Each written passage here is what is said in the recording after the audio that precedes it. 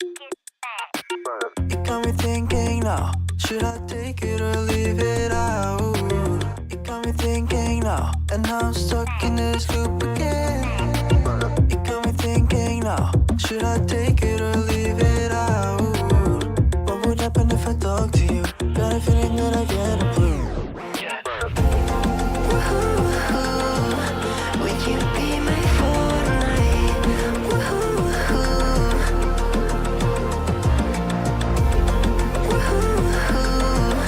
Would you be my Fortnite?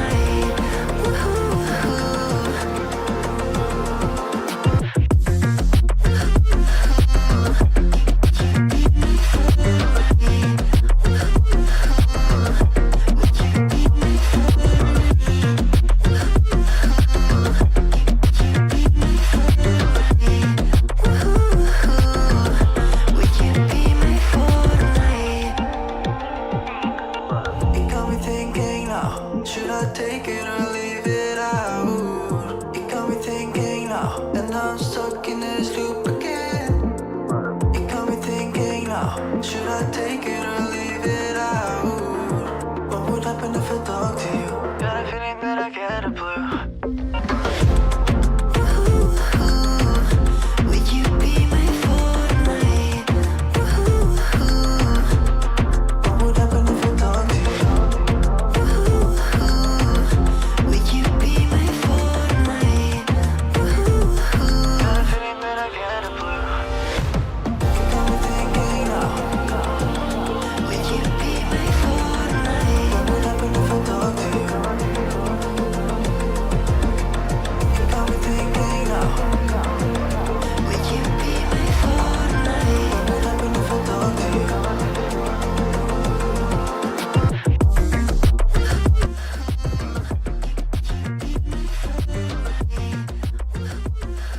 Hey Eddie, how you doing, my friend?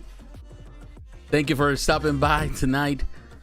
Thanks to everyone who is coming tonight or is going to stop tonight. Thank you, Eddie. Thank you very much. I hope you're having a fantastic Saturday. I want to say thank you to all. I'm sorry that I did not have a live video last night. It's the first week of daylight savings time, and I hate it. I do hate it. I'm not a morning person. So getting up earlier in the dark and drive and have to go, of course, commute to work, it's not one of my favorite things to do. It's never been. And then have to still go there, and of course it's dark and you gotta drive in the traffic, and it's a mess in the morning. Everybody's tired, everybody is upset, everybody's cranky at work and all that. I got to caffeine myself, all of that, you know the drill. And then got to get moving and then come home also. So it's something. And of course it's spring here in the Carolinas, falling everywhere. So yeah, hits the allergies and all. So I was so beat up last night, and the reason I wake up late is because I took a nap, just took a nap now, and I said I said I'm gonna take a nap before I do the video, and I just kept sleeping. So I kind of got up at like probably 15 minutes prior, and I got a lot of things to do before doing the video. So it's like, oh my god, so I had a rush. But I want to say to all of you, thank you very much for your support. It's always appreciated to have you all here. I hope you can listen to me. Can you hear me well? But today, as everything, I want to cover all the collectibles of the week. I want to cover all the stuff that is new, all the stuff that was announced this week that went on pre-order, all the teasers, things like that. We're going to cover everything in the collectibles world. For those who are coming here for the first time, for those who haven't been here before, kind of let me give you an idea of what we do in the channel, what I do in my channel. In these videos, I talk about the collectibles. And when I mean collectibles, I mean everything people collect nowadays, from toys, action figures, and different scales, all the way to statues, models, die-cast. We try to cover as much as I can in these videos, in these live videos, because I'm a big fan, I'm a big collector of so many different things. You know, I've been doing these videos for over 10 years now, more than 10 years, 11. I've been on YouTube for 13 years, but doing videos for 11. It's all, if you know me, you know I love comics, I love pop culture, I love gaming, I love everything that has to do with collectibles, and I love to talk about it here on the channel. So thank you for your support. Don't forget to leave a like in the video, If you're here for the first time, you like the content, please subscribe to the channel, show your support that way. That is the most important thing, is to subscribe to the channel, to like the videos. That helps me a lot. That pushes my videos so they're more visible to others, to other like-minded people like us, other collectors out there. But today I want to give you a list the things that we're going to cover tonight. It's not going to be like a super heavy night as others, where there's a lot of stuff. There was some really cool stuff that I want to cover today, and kind of give you an idea. I want to talk about Mattel. You know, I grew up with Mattel toys, and as many of us did back in the day. There's a new line, a 30-year anniversary of Street Shark, which is amazing. And I didn't grow up with Street Sharks. I remember watching a couple of episodes and I thought that they were just a copy of the Teenage Mutant Ninja Turtles, which they were. But it's amazing that it's 30 years now, and now Mattel decides to kind of reissue the toys with differences. So we're gonna look at that. Definitely, this is not for children. This is more geared towards the collectors, the people who grew up with those toys in the 90s, in the mid to late 90s. So definitely we're gonna look at them today. The couple of changes, they look very cool. The design is cool. I want to cover Exo 6. They have a new Star Trek Space Nine release for their line, for the 1/6 scale line. We're gonna look at that. We're gonna talk about Enterbay. I haven't really talked much about Enterbay. They have a Dennis Rodman figure, 1/6 scale figure. The Enterbay is one of the oldest 1/6 scale companies in the market. It kind of goes undetected a lot, but they do a lot, and particularly in most recent years has been everything that has to do with the NBA. A lot of those has been, I think, their bread and butter. But Enterbay is always a company that is fun to watch. We're gonna look at Threezero, the releases for this week for the 1/6 scale figures. I want to talk about the new Hono studio, which is I think it's a partnership, or it's a studio that actually belongs to Hot Toys. We're gonna look at the new Magneto action figure. I want to talk about a company that I've never talked before. This is a small company from Taiwan. They produce Godzilla figures, Godzilla statues. We're going to look at this company today.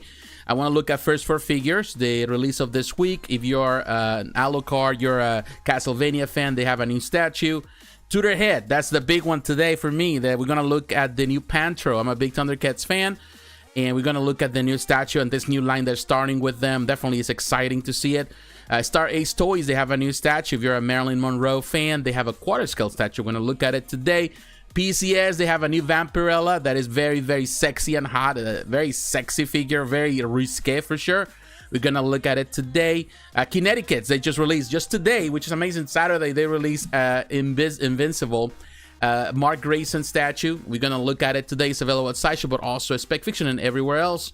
We're gonna look at Sideshow, of course. We're gonna look at the teaser. They just teased the Batman versus Joker PF. It looks massive. We're gonna look at the teaser very quick.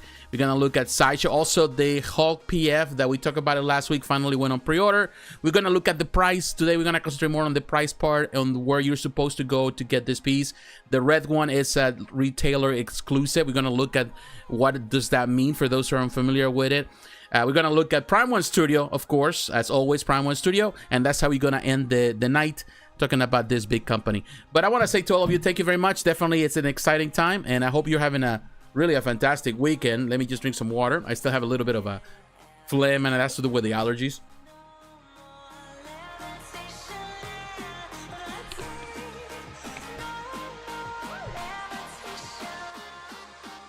All right, so thank you. All right, so I'm gonna get for what we're doing today, I want to go to Big Bad Toy Stores. Let me take you there so we can look at it. We go to Big Bad Toy, of course. Here you can see on the page, first thing you see, the Street Sharks 30th anniversary Ripster, Slash, and Jab figures. Now, these are very inexpensive. They're not expensive at all, in my opinion. $25 as the standard nowadays for figures of this size. So it doesn't look bad. This is the first wave. I would say Mattel is hitting it hard with the retro thing. Of course, they've been doing it with the Masters of the Universe, which I love what they have done. They try to stay true to their, I think, because at the end of the day, I think this is not a market for children. There hasn't been a cartoon from Street Sharks, in pretty much since the one that aired in the 90s. There's nothing new out there, unless there's a new movie or new cartoon that is coming that I do not know anything about.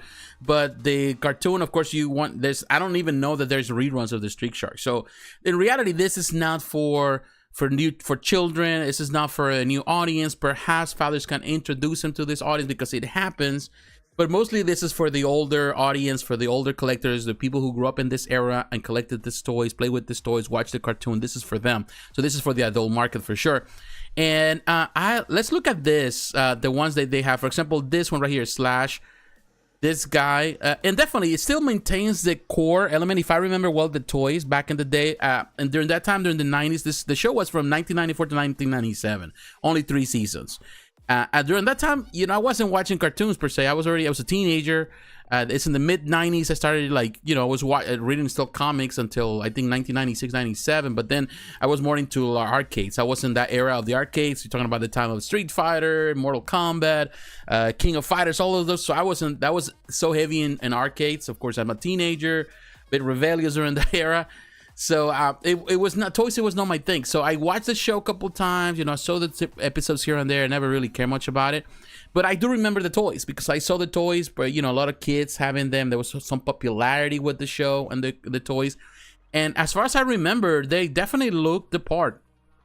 And you look at the toy. I was kind of going through some of the notes of Mattel creations they were talking about. They wanted to keep the aesthetics of the toys, of the original toys, but just adding a little more of that modern, the articulation, some of that we have seen also with the Masters of the Universe Origins. We've seen that the articulation is better, some improvements. Also said that the material is going to be very soft, some sort of soft plastic that are going to have a little bit of texture. So they're trying to go for that. Also, they come in these cages that are as part of the packaging. I think the packaging looks cool. I saw some pictures of the packaging, and of course it has different functions. Like this one gives you an idea of what you can do when you can rotate that, and here is that you can display it. It's really cool, the concept. As you can see, the box art, I think just even to display in the box art is kind of cool in some way. It's pretty cool. This is going to be one that perhaps a lot of people, those who are in love with this, they might collect, the figure plus one just to showcase just like that in the packaging. I like the idea that they're going into a packaging that resembles the original, but also it's showcase friendly if you want to showcase it in your something that I think we've seen companies going back to, like even Hasbro's going back to that, trying to do the display friendly style, because people want to display. Also, there's the collectors. You have to respect. Some people love to take things out of the box, others like to keep it in the box. I'm a mixture of both. I like both. I like some to display in the packaging, some others out of the box.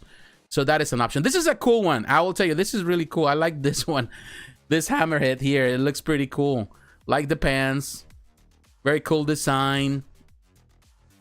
I am really thinking that I'm gonna, even though I didn't grow up with this, I am definitely probably gonna get them just for display alone.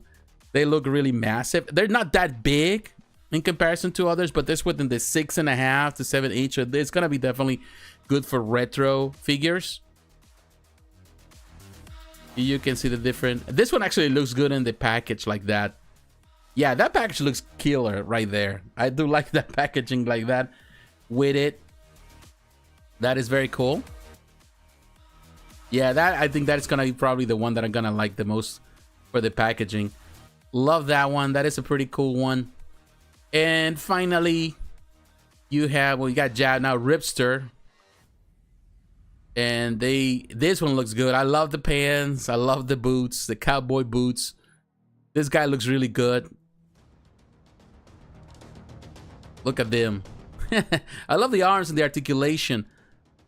They definitely are trying to build this line, and even though if I did not grow up with it, I'm always been a cartoon fan. I'm always been a person who love animation from all eras. I love toys, and they look really, really cool.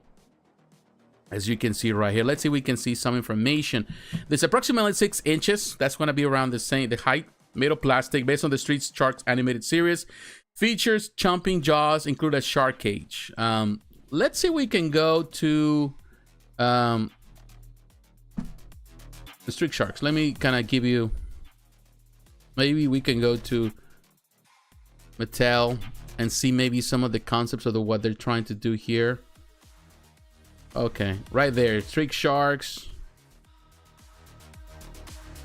Mattel Corporate. Here you can see the original line. There's a picture that I saw. This is the original line. And as you can see, they trying to keep the aesthetics of it by kind of doing that. You can see some of the original. And so a lot of them, they're going to come with a more modern style. Of course, they're going to modernize them. But I think Mattel did a pretty good thing. So this kind of gives you an idea of how they look and how they look now. So yeah, definitely there's now new articulation, which looks really cool. Again, this is art for those who are fans of the, you know, they want to have that as let me see if I can hear here. Let me see if we can see here. Now that's licensed global. But I was trying to find this one and I lost my train of thought. I even saw a video. They have like a very cool video. I don't know if we can get to see it. Oh, I know where we can go and see it. Let's see. Go to Instagram Mattel. That's where I saw this video. I think it was Mattel Creations, if I'm not mistaken. Oh, no, it wasn't. But it was actually Mattel itself. Right there. This is the video. You can always go to Mattel. And here you can see the video that they have. The Strict Charts are back. It was a pretty cool video. I will tell you that. And the stop motion.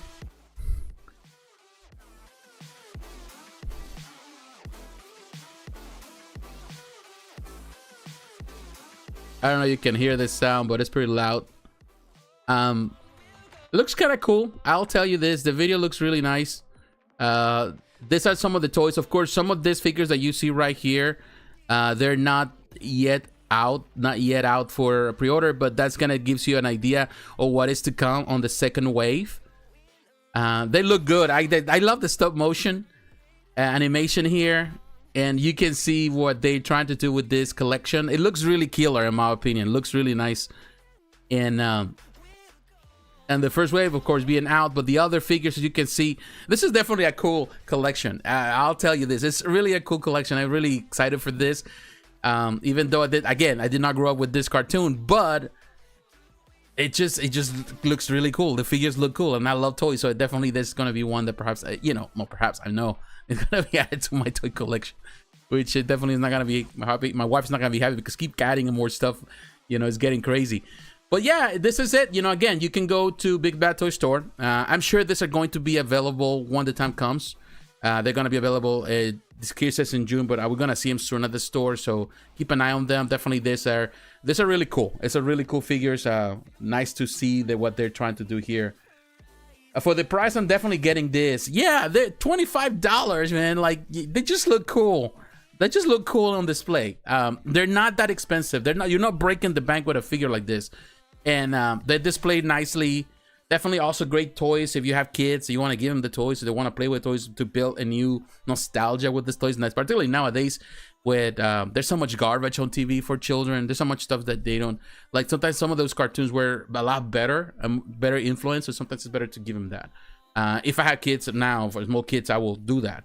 But you know, I don't know. They look great. Definitely gonna add to my collection. They look fantastic. So yeah, that is something. Again, Mattel definitely killing it with the retro thing. They bring a lot of retro stuff, and the hope is that we find, you know, not only we get to see more other things like MASH, or we can get to see toys from other lines. There's so many things that they could do.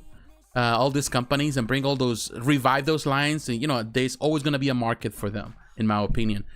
Just, you know, keep the retro style, just add a little bit of you know, some articulation here and there, and you're more than well served for sure. All right, my friends, let's move on.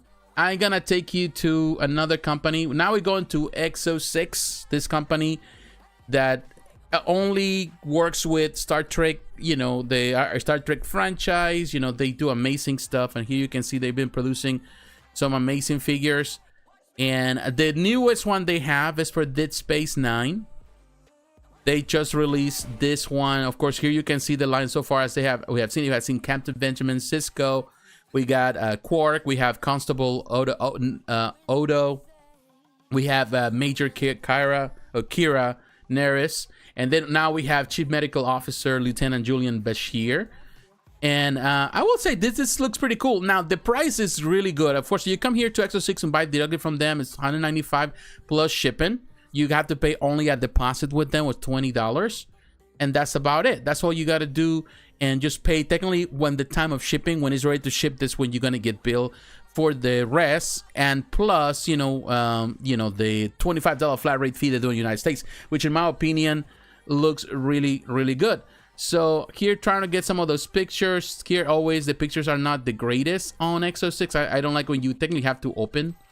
Maybe we can open it right here. Oh yeah, we did. So this is one of the figures. You can see it. I'm gonna take you actually to Sideshow because they have it at Sideshow, and I always prefer how Sideshow presents the photos. Here you can see Julian Bashir. It's $200, so it's a little more expensive at Sideshow, of course, and the shipping with them, it's calculated at the time of that they're gonna ship based on where you live. You can go with them. Now, if you're in the United States, I think I would go for Exo6 still, because I think you come out a bit cheaper, and you're only paying $25. It's a flat rate fee, and I like to deal directly with Exo6. It's a great company. So I think the likeness, it's not 100% with the actor. I wouldn't say 100%, but it's really close. I would say 90 to 90%. It's fine. It looks like him, and definitely it's a great addition. Exo6 creates, actually on this angle here, actually looks even closer. But, yeah, it's not bad. It comes with the basic accessories, which is fine. And it's really a nice, it's a nice figure. This is the thing. What I like about Exo6 is that what they produce with this line, what they do is that they go with the very obscure characters. They try to build these lines. And there's no other company doing it. There's no other company doing what this company is doing with the Star Trek's license across the board with all the different series throughout the years. Now, for me, Deep Space Nine is perhaps the most obscure of all the Star Trek. The one that I have watched the least, maybe only a few episodes here and there. It's the one that I have no much memory of it in comparison to others, because of course this is in this era, the mid-90s, where I was not really watching TV. I think for a long time in the mid-90s, I was not really into television as much. It was a different time for me. So watched here things in there, but my life was different. Of course, I was already older as a teenager. I was getting older. Life changes. You have other priorities, I guess. So this is a time where my recollections of this show are so small in comparison to others. Now, this character right here that we see behind, that's a new character. That's just I think a character that we haven't seen. I haven't seen the toy line. So yeah, that's what it is. I don't know her name, but I think that it hasn't been produced yet. So they kind of hinted it in the background that this is the next one to come for this particular line. The interesting thing is that this guy, Julian Bashir, or in the real life, married this other actress, the one in red. I forgot her name. They were a couple for a couple years. They have a child together. If I'm not mistaken. Yeah, I think that's what happened back then. But yeah, you can see, I think the line looks cool. I think these figures look amazing.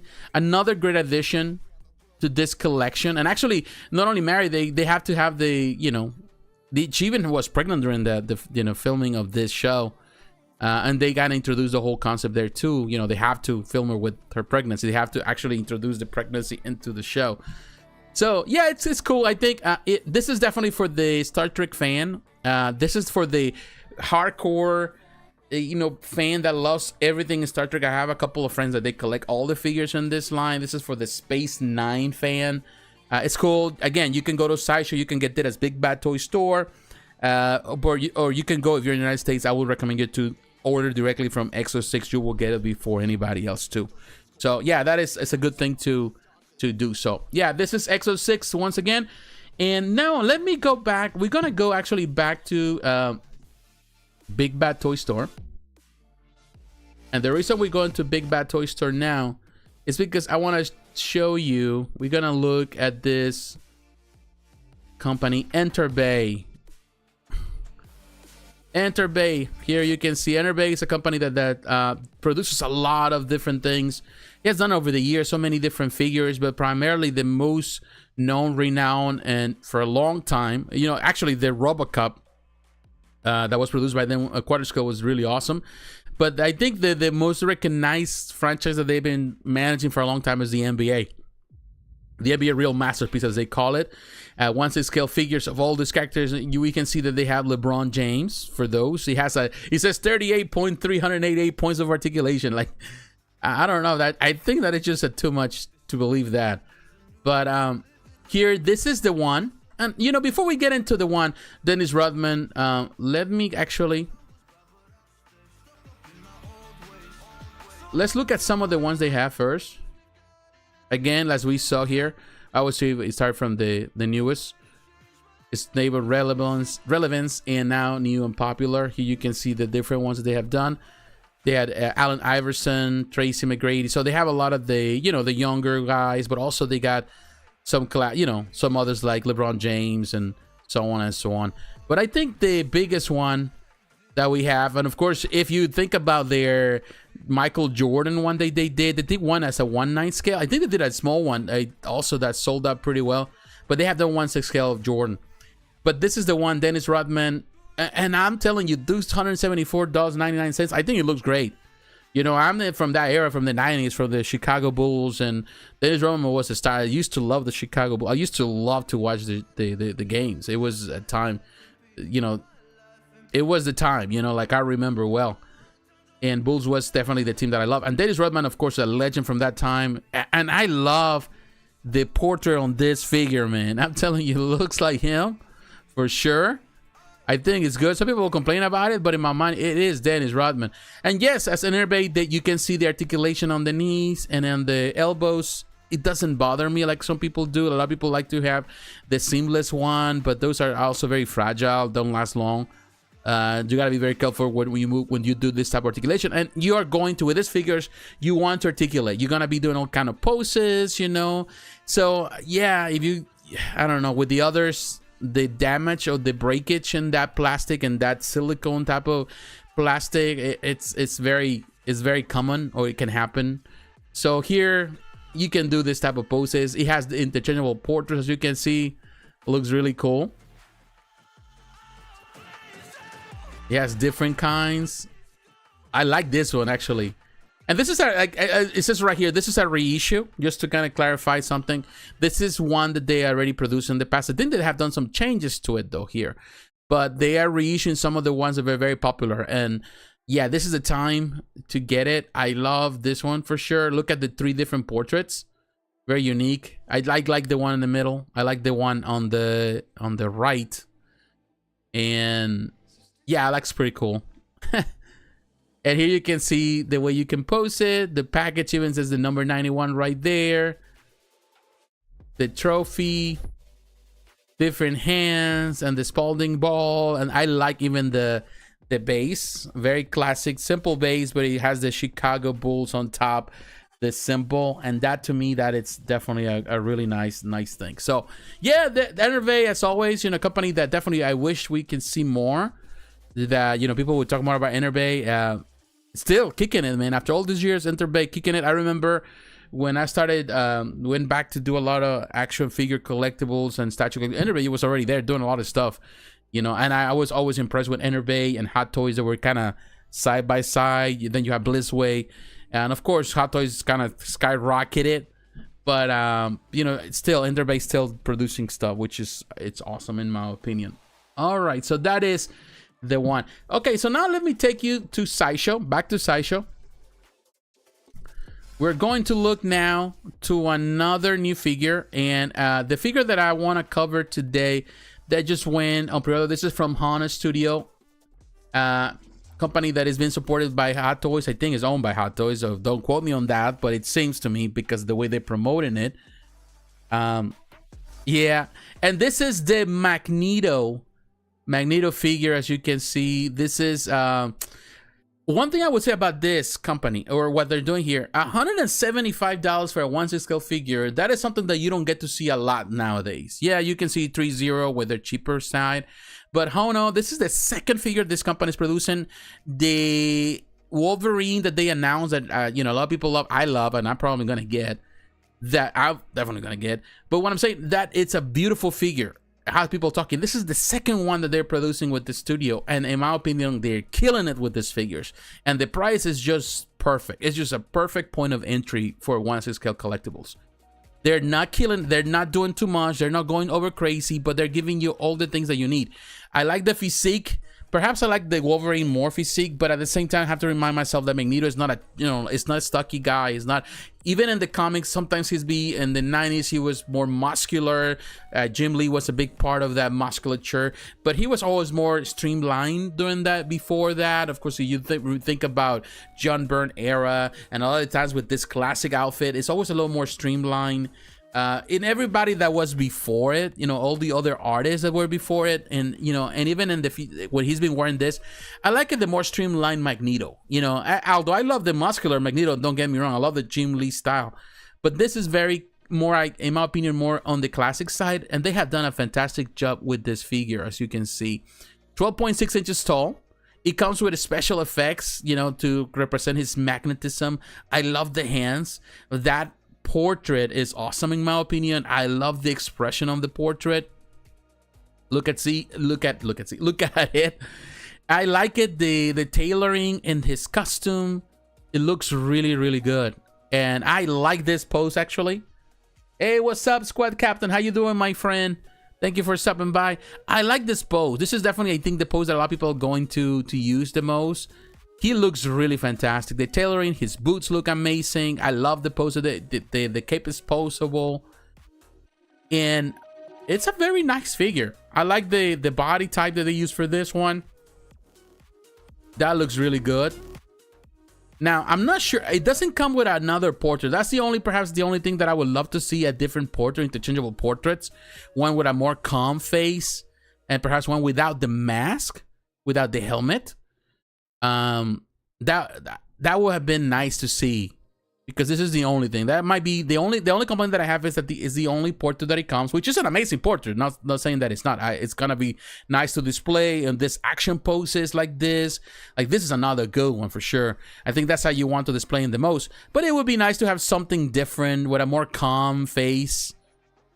And here you can see they kind of go, they even using the and that's the part where I feel like it has the more classic body type, you know, less muscular, but they're using the Jim Lee musculature for this, you know, display stand, which to me would be like, okay, I would have been nice if they matched that musculature of the body if they're gonna display it with the comic book. That's my only thing.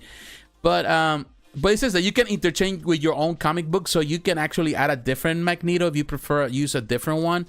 That is actually a clever idea. It's actually nice that they're doing that for this. It's an entry grade. I don't know what that's supposed to mean. It means that it's good. It's not the super like high premium type of thing in my opinion. But it's good for an entry point into Hot Toys type of stuff. 1/6 scale is a high quality. It says highly articulated. It's gonna be released on the fourth quarter of 2024. Here you can see again, it has a wire cape. The hands have magnetic features. Oh, that is awesome! I didn't know that he could do that. You can see you can actually add some metallic things, so you can actually even have this in your office and use it just to keep clips or whatever, things like that, you know, just being stupid with it.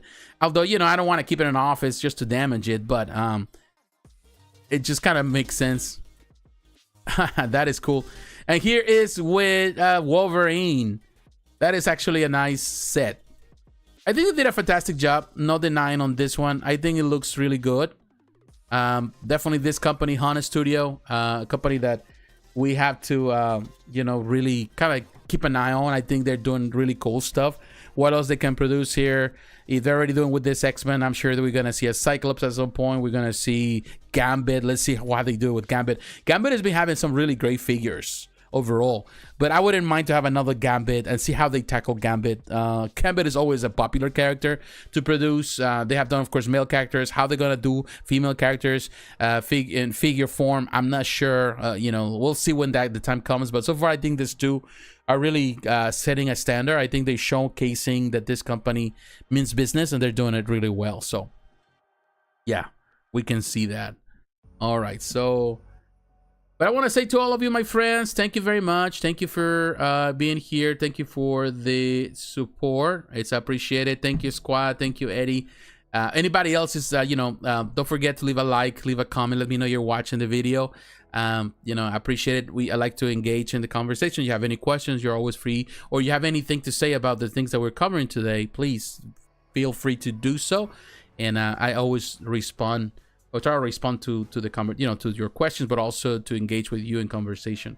All right, so let's go back. We're still on the figure side, but I want to talk about now. This is technically, well, actually, no, this is not the one. I actually skipped one. I was about to skip the full thing, but I was so excited to talk about this one. But I want to talk about Threezero. Let's talk about Threezero. And good thing we're here at Sideshow, because Threezero has two new figures. But first I want to cover the first one, which is this one, Jim Hopper. This is the season 1 of Stranger Things, which I'm really, we need to watch we need to have the next season needs to come as soon as possible. I think they're working on it, but to me they taking forever, in my opinion. So I don't know. My wife was even asking me, when are they gonna have the next season of Stranger Things? And I was like, honestly, I don't know. Supposedly they're working on it. Yeah, but this time all the kids are grown and they're adults. So I don't know, but yeah. But this is, Jim Hopper, Heart Bottle. I think that's his last name again. I forgot. Look at this guy. I like it. I think that the face is good, accurate. I think, of course, they try to represent the first season, so he looks a bit younger in some way. I think as the show progressed, he was a bit older, or looked older in some way. But I think it's a very nice figure. I do like his uniform. It looks really cool. Very nice detail on the uniform. Here you can see the pants look great. He looks good. Of course, some people will say, oh, he doesn't look the part. There are a couple of things. But in my mind, I can see Jim Hopper here. I can see the character. He comes with his revolver, as you can see. Is that what, a 38? That's what it looks like. And he has his, his hat. He has a cell phone. He has like a lantern. He has a pen. He has his glasses, sunglasses. He has a photo. Like you name it. He has even... what is that? A cigarette tray. That is kind of neat. That doesn't look bad. Of course, this line, they've been producing the other characters. They've been kind of slow with it. I'm not gonna deny it. But this is perhaps the first one. Oh, from this angle, it looks like the face of the actor. It looks really so close to him. Yeah, they did a good job. This is a very nice figure in my opinion. Jim Hopper looks great like that. That is a very nice figure. He even has his watch and his, wristband watch. And they have the little pins that he has in his little pocket on the side of the shirt. I even like the way they did the belt, man. It looks so good. This figure looks good, to be honest with you. The cell phone or the radio. It's a radio, actually. He has a newspaper, too, that you can carry. That is cool. Here are the other parts that come with it. Very nice. He looks like a big kid on that angle. It looks good, man. I'm telling you. Yeah, it just looks good. This is a very nice figure. Well, as soon as I saw it early in the week, I was like, man. Maybe the body's a bit too thin, but the sculpt is great. I get you. Yeah, because I was thinking he was a little bit chubbier. He got more of a beer belly type. And now he looks a little more streamlined. Maybe I need to go back and rewatch the first season, because it seems like he's a bit like on the middle section. He's a little bit just like more svelte than what he is. But perhaps my recollection, maybe I'm thinking about, because I know, of course, the seasons were kind of coming you know, they were changing quickly. But I think he was a bit thinner on the first season. And the second season, he looked a little older, more jaded perhaps. And the last season, definitely he looked a lot older. So it might be that. I have to kind of pay attention. But overall, it looks good. You know, like I like it. You know, the accuracy with the portrait, you know, there's minus couple of things from certain angles. But from other angles, from some angles, it looks like the actor. Some others, a little off. But overall, I think it's a really nice figure. And very likes with the details. I really like what Threezero is doing with this one. So yeah, I can give him kudos. That portrait looks great. And definitely the accessories. I think that's the biggest part. The price, $180. I think it's worth the price. Even the stitching on the shirt and the buttons, all of that is really attention to detail. And definitely they did a really nice job with this one. So kudos to them for doing such a thing. Now, the next figure that I want to really cover here is the T-51 Nuka-Cola Power Armor. This is, of course, for based on the DLC that actually came with, what was that? I forgot. Fallout 4. But here you can see this one is a lot more expensive. It's expensive, $130. And I was like, okay, when I saw it. But this one, if I'm not mistaken, let's look at the details. It's a action figure, additional details. This, if I'm not mistaken, has a light up feature, but also has, you know, a lot of different materials. You have ABS, you have fabric. I didn't know you had fabric, but yeah, it has to be inside. It has magnets. Yes, PVC. POM, I think this applies more for the type of material that they use. I think it's a material that is more on the line of close to resemble metal, like die cast. So it's a lot of different things that are happening with this figure. If you look at it, look at the pictures. It's 14 inches and 5. It's tall. It's a big, of course, it's an armor, and there's a person inside the armor. And it comes with so many different accessories to put on because you can assemble this armor together. And I think that's what makes it really, really cool. As you can see, I like what they did with this one. Of course, I love the design of the Nuka-Cola. For those who aren't familiar with Fallout, of course, this is the beverage. This is technically in a way, they're mocking Coca-Cola because, you know, at the end of the world, the war in a post-apocalyptic type of scenario, the thing that survives throughout the land, the barren land, is Coca-Cola, which is Nuka-Cola. And of course, you can find this armor in Nuka World or something. I think that's what it was. And then you can get this as DLC, of course, and you can wear. It has this, you know, you can have different armors. The T-51 is a classic armor that has been part of the whole franchise. I'm not a big, you know, Fallout fan. You know, I have played some of the games. I have the games, but I don't really get into much into it. So don't quote me on everything. But I do, of course, this is a classic armor. And I think that the thing, this is so funny. Of course, they are bringing back this armor. Threezero has produced this armor before, but this is the first time they're doing the Nuka-Cola. So it's a different paint application, different things. But the design looks really cool, in my opinion. Very nice accessories.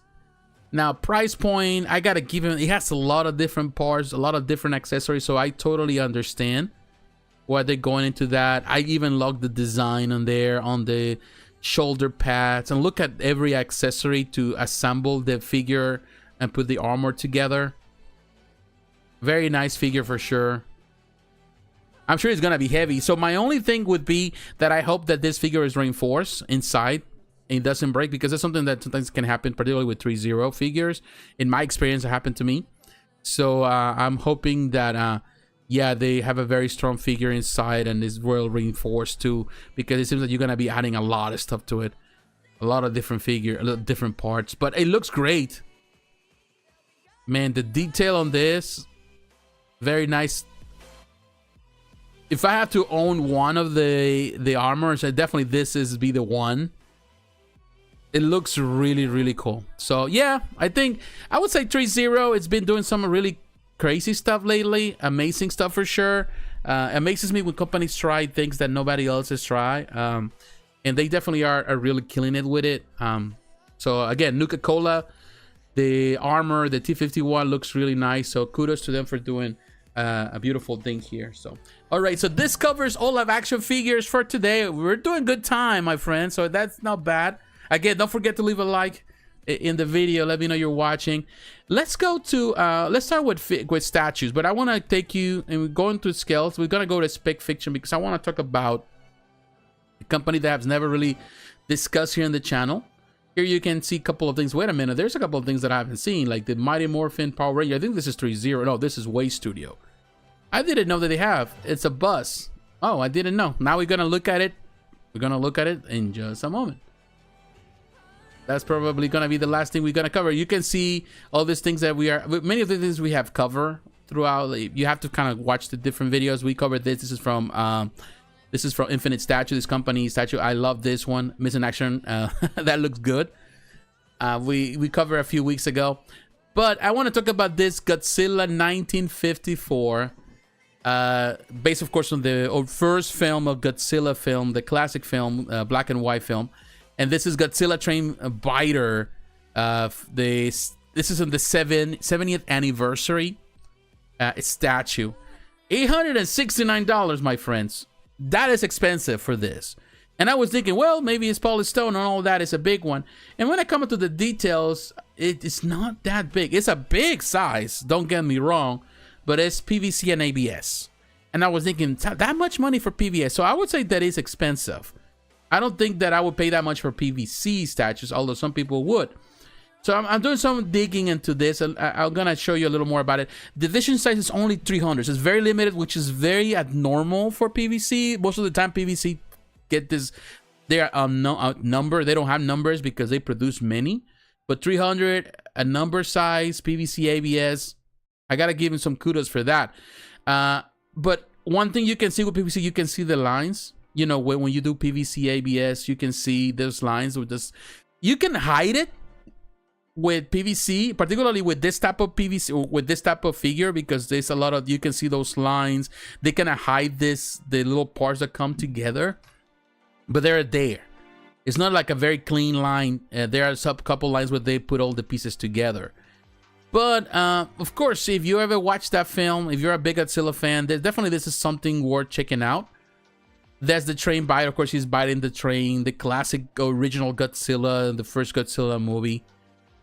Looks very, of course, you know, like it's not as like the ones now that, of course, that we see nowadays. Godzilla has seen so many different revisions, many nice looks, and it has evolved over time. But the original rendition, the original costume that somebody was wearing, or, you know, stop motion that was used during that time, that was a very different, unique. So it has a lot of detail, as you can see, with the train, the bridge, the destruction, and everything, the paint job. It doesn't look bad, but I was thinking that still, I found it very, very expensive. Now, this company, I have never heard of them until now. And they start doing some digging. Ezhobi. It's a Taiwanese company, a Chinese company. This is, we're going to look some of the details here. I'm going to take you to Instagram, because that's where I saw the stuff. They got Godzilla statue, diorama base, metro train part. The Godzilla size, how tall it is 48 centimeters. I think that's what it is. The width is 32 centimeters. The length is 61 centimeters. Or I think that's how long it is. I don't know if it's tall. I don't know. The base is 52. So it does have a good scale. It's not a small one in comparison to others. It does have good scale. Now, if I take you to, let's say, to Instagram, we're gonna look at, let me go, because they don't even have an official right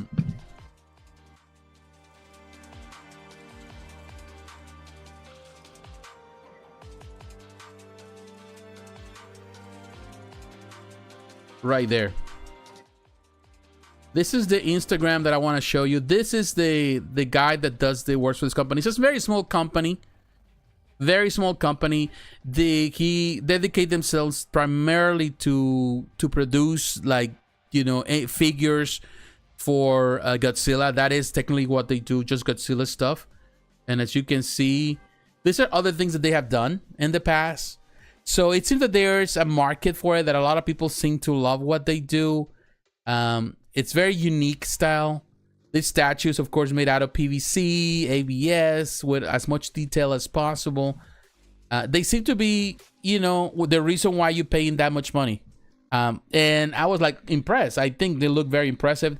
You know, there's other companies producing also statues. You have X Plus, you have King, was that even, you know, Bandai. There's so many companies producing Godzilla right now. Well, you can go most places. Of course, they're bank right now. They're trying to come up with this market. Of course, right now with the movie that is coming, the Godzilla versus Kong and all that.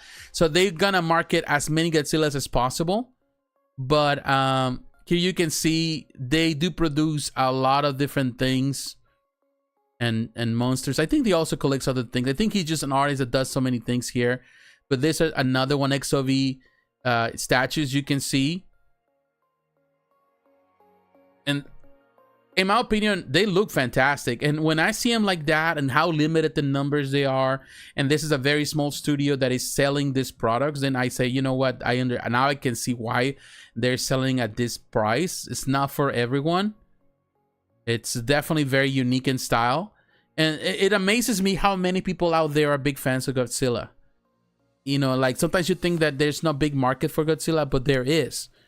And here you can see these different figures that they have produced so far. So I would recommend you, again, the guy name is Ezhobi Overseas. That's what it is. Keon Tan, he's the head of overseas operations for Ezhobi Ltd. I started following, you know, just recently, and you know, because I was introduced, they have Godzilla -1. So they definitely do from all different scales. And this company is definitely kind of hitting that market, and it's kind of cool to see companies producing Godzilla stuff for sure. Man, look at that. Again, PVC ABS. So when you look at it and you realize how detailed they are, how big they are, that they're works of art. The material might be, of course, you know, PVC, but they're hand painted. Everything is done by hand. The final touches is not just factory done, but everything is done by hand. Then you realize, okay, the material is the least important thing here. The reality is that the pieces look amazing and the detail is there, and that is the reason why you pay it over $800. So, you know, let's give them a chance. The companies that they're doing something, and they're doing something very unique. I think they're doing fantastic in that, and it looks amazing. So it's a company that you need to pay attention to. All right. So, okay, so that is what I wanted to show you with this company, Ezhobi. All right, so now I want to take you, let's go to First 4 Figures. They release a new, they have a new thing this week. Let's go there. With First 4 Figures, takes a little time to kind of load. But they have the Dash Attack Alucard 1/7 scale resin statue.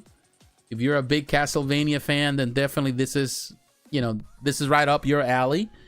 But here you can see there's different variations of this. You have the Castlevania Symphony of the Night Dash Attack Alucard, which is the basic one. Then you got the Symphony of the Night Dash Attack Alucard Exclusive Edition, which is a little more expensive.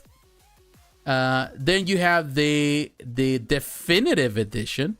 And then you have the Ultimate Edition. So you can see that there's differences here. We're going to look at all the 4 differences and see. One thing that, good thing about when you pre-order directly from First 4 Figures early on and within that window of time that they give you, then you can actually get a better discount, and that's not bad. I like that First 4 Figures does that for those who actually come directly to them instead of going someplace else. Now, looking at the basic one, within the next 30 days, this is the one that we're going to see, $3,919.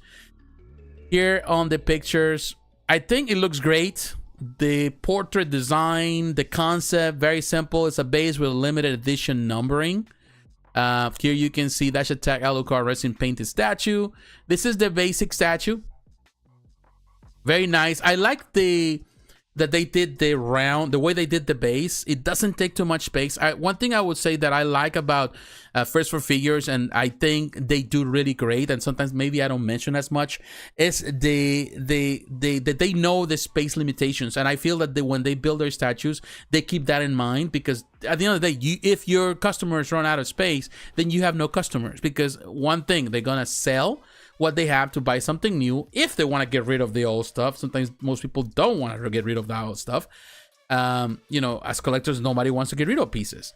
So trying to replace something. So if you want to cram things in, you can, but some statues don't allow you to put things together or find the ways to put things in because their bases are too extreme. too big, too wide.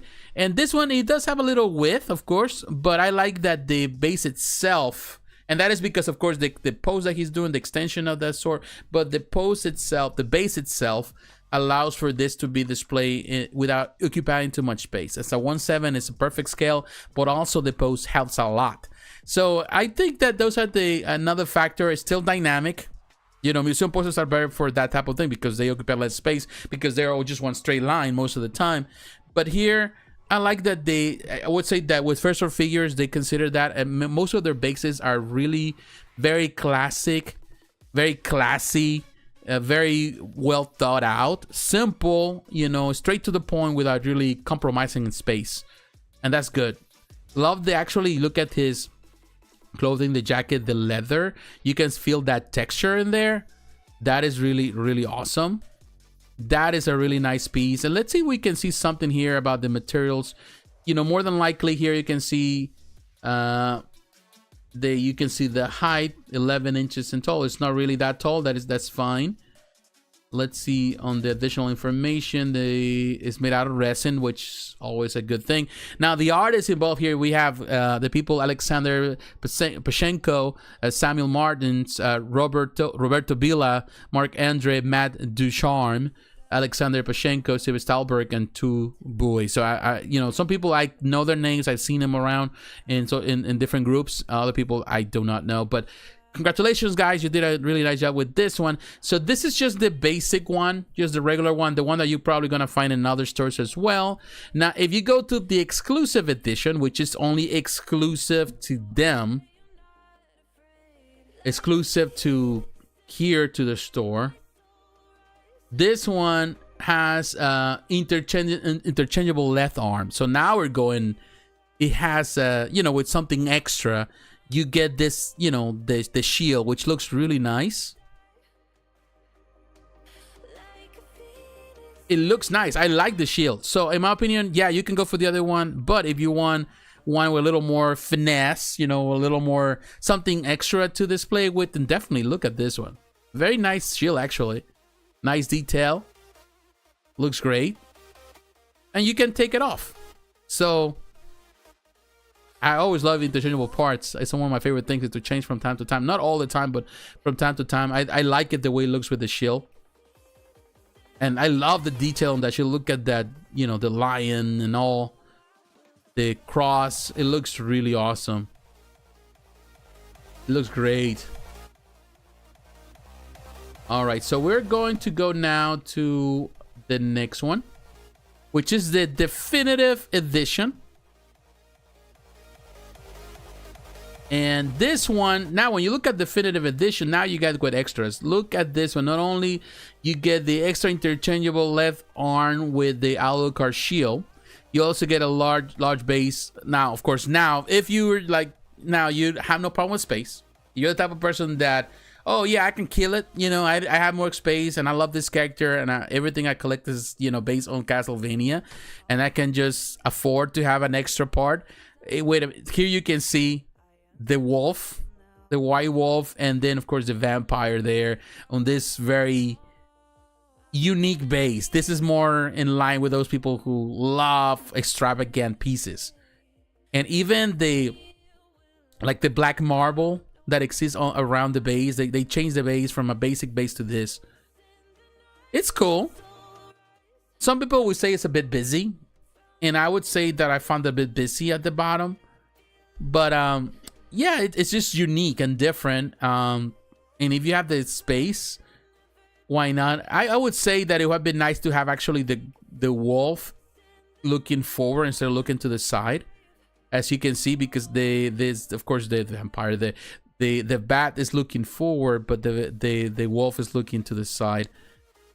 It would be nice just to see that. I'm not sure if they're basing it on a particular art that I'm unaware of, but it's just maybe just a nitpick there, but still looks cool. That wolf looks great too. Nice detail effort, nice paint job, and the sculpt is really, really nice. Like the way they did the fur. Very nice. That is a cool concept. Oh, that bat looks menacing and terrifying. Hey, look at this. I didn't notice that until now. There's detail inside the clothing. Look at that. That is very nice detail. A nice paint job. Really cool concept for sure. So yeah, this is a new one. And again, this one is has interchangeable left arm. You can take off the shield. But now, if you want the ultimate, you know, like now you have money to blow. For no, it's not that expensive in comparison. $439. The ultimate, the ultimate rendition. Look at this. This interchangeable left arm, of course, we know that. But also, the cape changes. The cloak changes. Which, that is a little bit more extravagant. To be honest with you, it's fine. You can put different colors. The white, the green, the red. That extravagant. That is for the people that are like, you know, I think to be honest with you, just to stay just with the original would be fine. You know how to do it. But if you want to go a little more extravagant, then definitely you do that. But at the same time, it's only the difference between that and the other one's only $15 as it stands right now. So you can go, the red one looks good. So you can actually, you know, splurge a little bit if you are going, if you already have the money to pay for the definitive, which is $415 right now with a discount, $415 and then $440. So the difference, $15.40, what is that? $25 difference just to have 2 extra capes. So yeah, why not? Just splurge with $25. You'll be fine. You know, you're not breaking the bank either. So you're already going up there with the stuff. So I would say first for figures, really looking great with this dash Alucard, dash attack Alucard. So it looks great, and definitely there's something that it's worth checking out. So kudos to them for doing such an amazing thing. All right, guys, so we're moving up. It seems that we're doing really good time here, which is great in my opinion. I love that we don't have to stick around for too long. I want to take you to Tweeterhead. Let's go to Tweeterhead. One of the things that I want to cover tonight, actually this is the wrong place. Took me to, I don't know why it took me there, but let's go to Tweeterhead official website, because they have an official limited exclusive piece at Tweeterhead, which is this Panthro, and blown away by this Panthro. I'll tell you this, really blown away. Like it. At first I was like, hey, it's all right, you know, I feel like a couple of things were off, but then, you know, I watched recently this week, they have a video, an interview that was with David Igo. He was interviewed by Toy Addict, which is amazing. I saw Toy Addict, he was here on YouTube for a long time. It seems like his channel went away or disappeared or something. I don't know what happened. And then he's back, but I think with a new channel, and he's interviewing a lot of artists, and particularly he's been always a big Thundercats fan, so he was interviewing David Igo, which I may have some links here for some stuff that we talk about today in the description for those who are interested. But yeah, that was a really nice interview. But of course, he's talking about the stuff, what went into producing this, which is amazing. The desire of David of doing something with the Thundercats, something that he was planning for a long time, and I'm glad that he did, and they definitely respect the source material. They went for the more classic look. Now this is limited to 350 pieces. It's extremely limited, and that's an entry point. I think if you really want to build this collection, this is the time to get with Panthro, because 350 is not a large number for this piece, and once this is sold out, it's sold out. It's not sold anywhere else. So I think it's a 1/5 scale. It's, you know, it's not a quarter scale, but I think it's perfect scale. This is, in my opinion, the best Panthro statue we have seen so far. We have seen, of course, the Iron Studios, all of that, but in my mind, this is the way you represent Panthro. And looking at this, and let me give you an idea of, let's go at some of the details here. This, of course, part of the Legends maquette as a 1/5 scale statue. Let's look at the artists, if they're here. Of course, is Geo Nabkill, designer and sculptor. David Igo was the designer. Liz, Maggie, and Scott Silner, they're the painters of this prototype. They did a fantastic job. Now, let's look at the pictures. Let's get into it. It looks amazing, and I love it. There are a couple changes that they did, of course, to the armor. As you can see, there are a couple of things like you can see on his on the sheen guards, things like that there's differences there, but for the most part, even on the belt, they add a little touches, you know, to embellish some of the art. But for the most part, when you're looking at this guy, it looks like just like the cartoon. A couple of changes, of course. You know, I'm a big Panthro fan. Years ago, I was collecting the PCS line, the Lino that they from PCS, from the original PCS, and I love that such. It was amazing, but I got rid of it eventually because the line went nowhere. So, you know, I had to get rid of it, which ultimately, because, you know, it was huge and sometimes I regret it, but maybe one day I'll go back. But I've always had this in me, the desire for having a collectible. But I will tell you, particularly, I would love to have a 1/6 scale collection of the Thundercats. That would be the perfect size line for me, 1/6. And particularly, I will always dream of having Eric Souza as the sculptor of that particular line. In my mind, Eric Souza is the perfect sculptor to depict the Thundercats the way I see him in my head, at least the way with that style that he did, you know, his musculature, all that. I just have this vision in my mind that he can do it good. And I talked about it on my podcast last year. We talked about it with him. I discussed it and the hope that one day we'll be able to do it. The line has always been expensive, so I'm glad that right now Tweeterhead is picking up this line. Now, hopefully this also opens the door for more. The Iron Studios are good, are fine. I have no problem with Iron Studios, but you know, I don't know. They lack something that I don't know what it is in my mind. There are a couple of things that I like, a couple of things that I didn't like. I do like what Super 7 does with the action figures. I think they have done amazing. I still have my Mezco Panthro for years. I love the Mezco too, went nowhere, but I love that sculpt. It's amazing. It's an amazing sculpt. And I love it. I definitely love it. You know, hopefully Mezco one day think their strategy and go back and redo the line. But in any case, talking about this one, I'm glad that they went with this classic look. From certain angles, I wish there was an interchangeable portrait.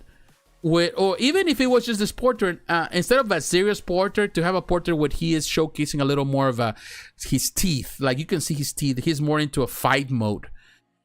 He's more calm here, like a ninja in some way, which is fine. I can see that as well. But having that smirk or having something, an expression that gives more life, like he's about to fight and he's showing his teeth, that would have been probably a better take. Is the same take, kind of like what they did with the Mezco, where he's actually showing his teeth. I should have the Mezco here to kind of give you an idea what I was talking about. Maybe I can. Let me see, Mezco Panthro.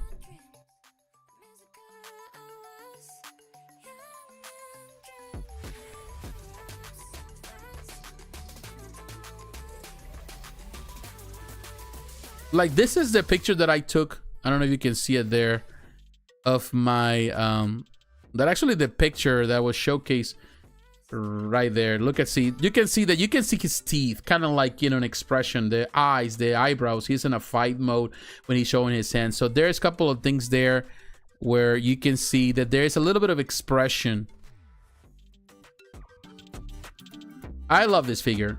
Look at that, he's showing his teeth. I always like that Panthro. It's a very nice figure, very large, larger than a 1/6 scale. But that's what I was talking about. That's what I mean by showing his figure. Still has the toy line, the toy face, all that. It's a really nice figure. This came out, what, in 2013? At least that shows probably before that. I don't know.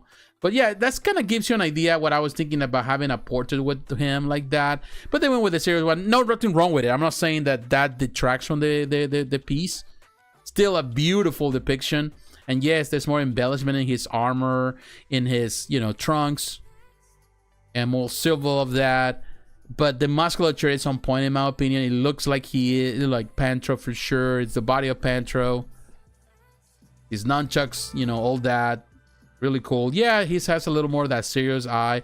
But yeah, it would be nice to have like an expression always showing his teeth, or kind of like, you know, he has a little smirk, you know, like the little attitude though of like, yeah, like, you know, you're a punk. Kind of like a Mr. T type of look.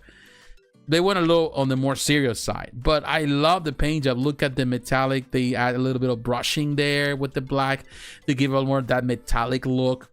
It's really neat. I also like in the sculpture, you can see his hair and his arms. Very nice detail, and I love what they did with the base. Actually, that's a cool idea with the steps.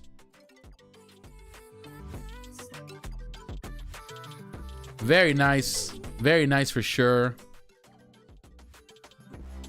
Yeah, they did a fantastic job. I would say this is the time this is the time for you to really get into this line right now with this one. They just hinted also, and let me give you this idea. I'm gonna take you to Facebook. Tweeterhead. Oh, let me spell that one.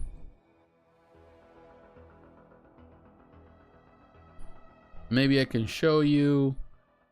They have this, of course, here. This is something that they showcase. They say that this is kind of giving, this was a teaser that they showcased today, which is amazing that they did today. In this teaser, they showcase actually what is to come and what are they envisioning with this line. And definitely, I like it. Now, I would say that pose for Lino looks cool. I would like to see more. I don't like that it seems like he's looking up. Although it's part of one of the sequence of the introduction to the show, he's looking up.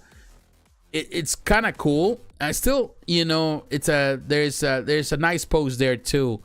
But I always like the PCS pose, the way he was actually holding to that sword, but he was looking forward. I always like that. I wish that was the same case with Lino instead of just looking up. But they go in that. They also look at what they're trying to do with Chitara on that pose that she's running. I think that is good. Tigra, that is, I think we have seen the same pose with Tigra before with Tigra statues. Something that is not unique, but it seems that it sounds. Let me see. It really, when I saw it, I'd say Tiger. We have seen different statues where they have like a this pose. Like this is the thing. It seems to me that they kind of following the Pop Culture Shock 1, which ultimately was this statue was in the end decommissioned. It was canceled, and a lot of people always are butthurt about it because ultimately it didn't pan out. But this was the statue that originally was sculpted for the PCS collection that ultimately didn't see the light of day. So they're kind of going back into some of it. They're kind of using that as beautiful. Of course, this was supposed to be a quarter scale statue. Still an amazing depiction in my opinion. And it was showcased at San Diego Comic-Con and ultimately didn't pan out, unfortunately. And a lot of people are still butthurt about it. But then you have, of course, lately you have the one from Iron Studios, kind of like that too. Trying to get there, it seems like it's not going there. But you have an idea. Maybe you can see it here. Trying to open a new page, and for some reason, it's not letting us in. Kind of stupid.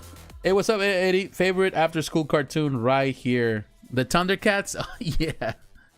Thundercats was like my man. I love that cartoon. That was my favorite cartoon. But here you can see the statues that they, you see the pose that they do also for the Iron Studios. That's it. But other statues that we have seen over time, I'm trying to do like, what was that? One of the oldest ones was the one that was produced for Mezco toys. No Mezco, I'm sorry. This statue right here, this was for Heart Hero. Man, it's been so long. This was the one that was produced for Heart Hero. It's one of the oldest ones. Right there, you can see on eBay too. That was Heart Hero, porcelain statue, man. Maybe you can see it.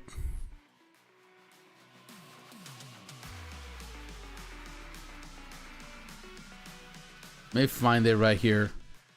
Our hero Tigra. This was back in the day one of the best. This was the original, the great statue, of course. I do have the Mezco mega scale figure. It looks amazing, in my opinion. But that Tigra from Our Hero was awesome. That line, also one other line. That's one of the things that when you're thinking about when you think about this line, when you think about Thundercats, Thundercats have always been known for having the bad luck. It's like a one line that has never been completed for many collectors. So it's been amazing to see, for example, what Super 7, even though they get a lot of flack, Super 7 has been able to really kind of complete the line. They almost have everything there, and that they broke the curse in some way. You know, other companies haven't had that opportunity to break the curse. There's a lot of stuff missing from Thundercats in many lines. I think Iron Studios perhaps is the statue company that has been able to produce more than what PCS did, what Hard Hero did, what Mezco did, and many other companies that produce lines that ultimately went nowhere. So, you know, like even even Kinetiquettes did Thundercats. So many companies tried things and didn't work out so good. And hopefully Tweeterhead can break that curse too and be able to produce a full line, not only with all the characters but also with the villains. You know, we'll see what happens. I would say that there's a lot of hope here, and Willy Kid, Willy Cat, you can see them too there. So the hope is for this line to grow as a 1/5, and Panthro is definitely a great start for the line. It seems that Chitara is coming. The way they put it in there, I would say the way the silhouette is darker here, I think that perhaps the next one in line will be Chitara before the other three. So we'll see what happens. Definitely this line is painting to be a very interesting one, and we'll find out more as time progresses. All right, my friends, I think we've been doing this for a little bit of an hour. Yeah, so I'm going to take a quick break and I'll be back. We still have some companies to cover. As I mentioned, we still gotta talk about Star Ace Toys. We're gonna look at PCS. We're gonna look at Kinetiquettes, Sideshow, Prime One Studio, and also I'm gonna cover that. Also, now that we just discovered there's a new bus, we're gonna look at that Power Rangers bus as well, just to finalize the day. So I'll be right back. I'll see you in just a moment.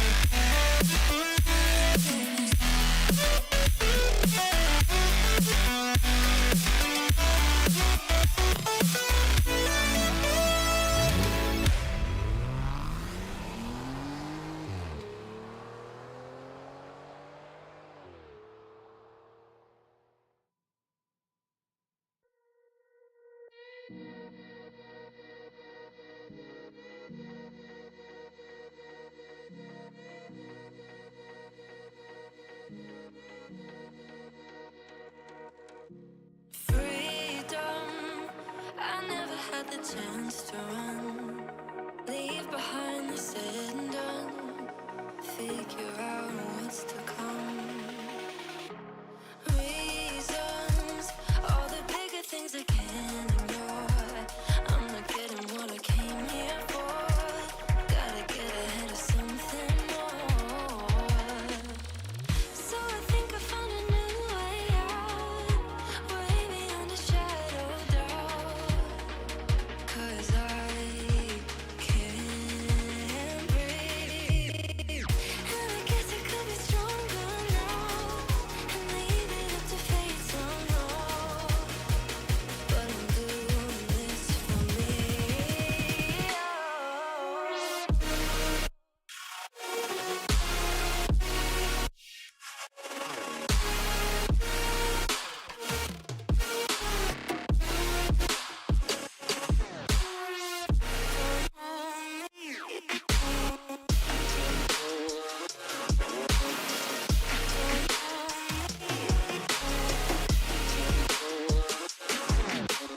Give it up, baby, I'm not fooling anyone.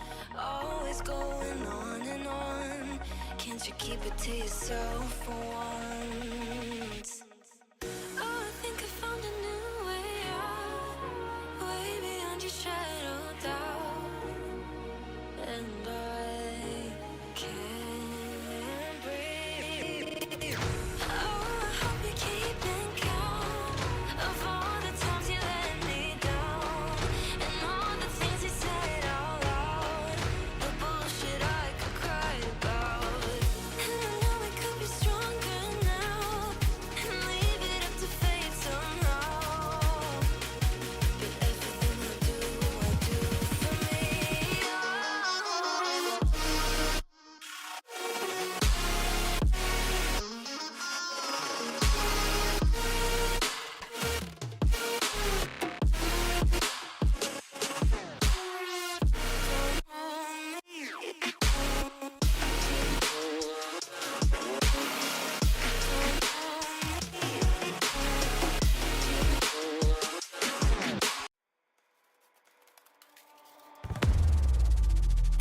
this is do or die.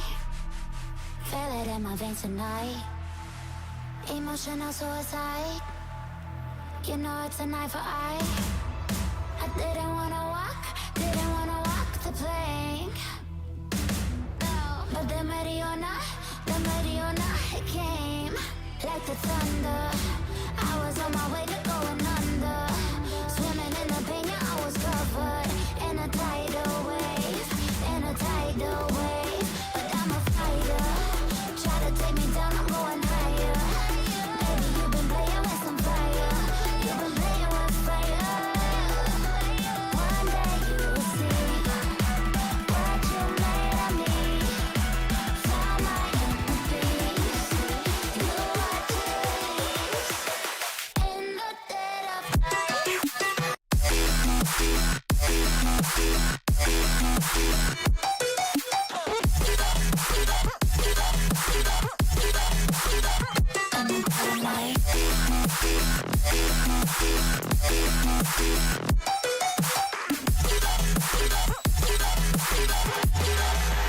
Maybe when it's good, you know it's an eye for eye. Every energy alive in the dead of night.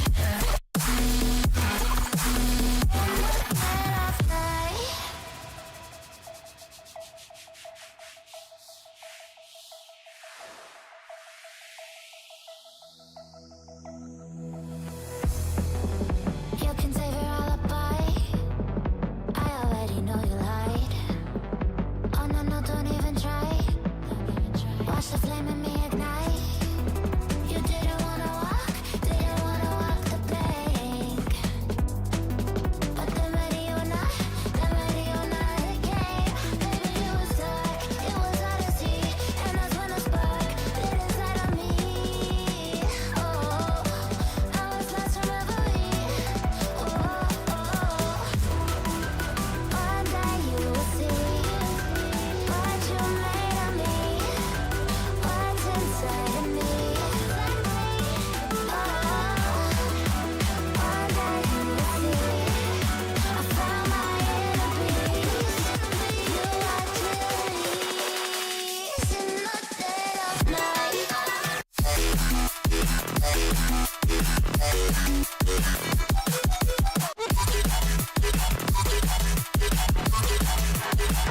In the dead of night.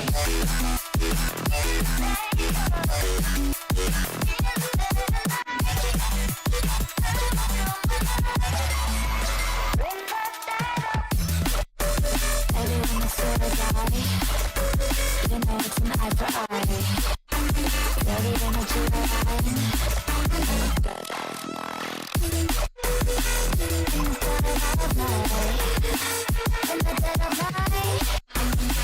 In the dead of night. In the dead of night. And one day you will see what you made of me, what's inside of me. Oh, and one day you will see I found my inner beast, and you are Jubilees.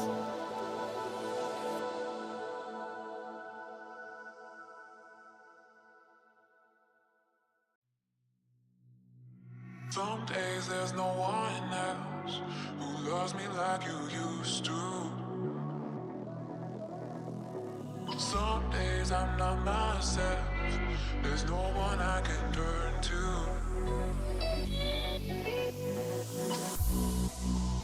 All the feelings that we shared are in the past. Your relationships are never meant to last.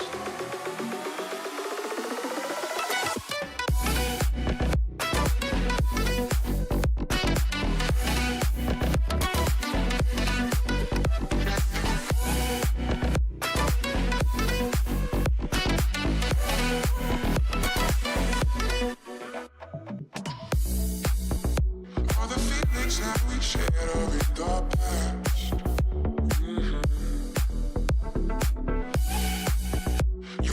Relationships are never meant to last. It might take some time, but it'll be alright. I'm moving on. I'm moving on. I know times are tough, but I've had enough. I'm moving on. I'm moving on.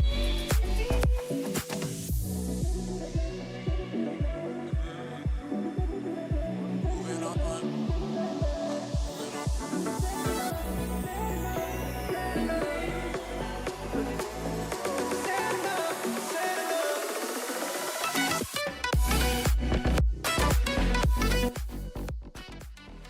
All right, guys, thanks for giving me that little break at that time. I want to say to all of you, thank you very much for being here tonight. I know some of you might not be here, but if you're watching this in the future, whether you're watching this through the different platforms, whether it's YouTube, of course, but whether you're watching this on your mobile device, or you're watching on your big screen TV, or you're watching on your computer, whether you're watching this down the road, I don't know, many days or whatever, whenever point in time, I want to say thank you. Thank you for being always here. I like to cover as much as possible, and don't forget to leave a like. Let me know you're watching. Let me know that you're supporting this channel that way. It helps a lot. It helps push these videos and help me to build this channel, which is something that I always dream on, is just to build a channel, to be able to reach out to a lot of people. Let me read some of the notes. For that price, I'm definitely getting this. SWAT cats. Oh, SWAT cats. Yeah, would be great. Now this is awesome. I didn't read that, Eddie, so sorry for that, my friend. Yeah, Thundercats. That was my cartoon. That was my favorite cartoon as a kid. One of the many. But great times growing up for sure. Great times.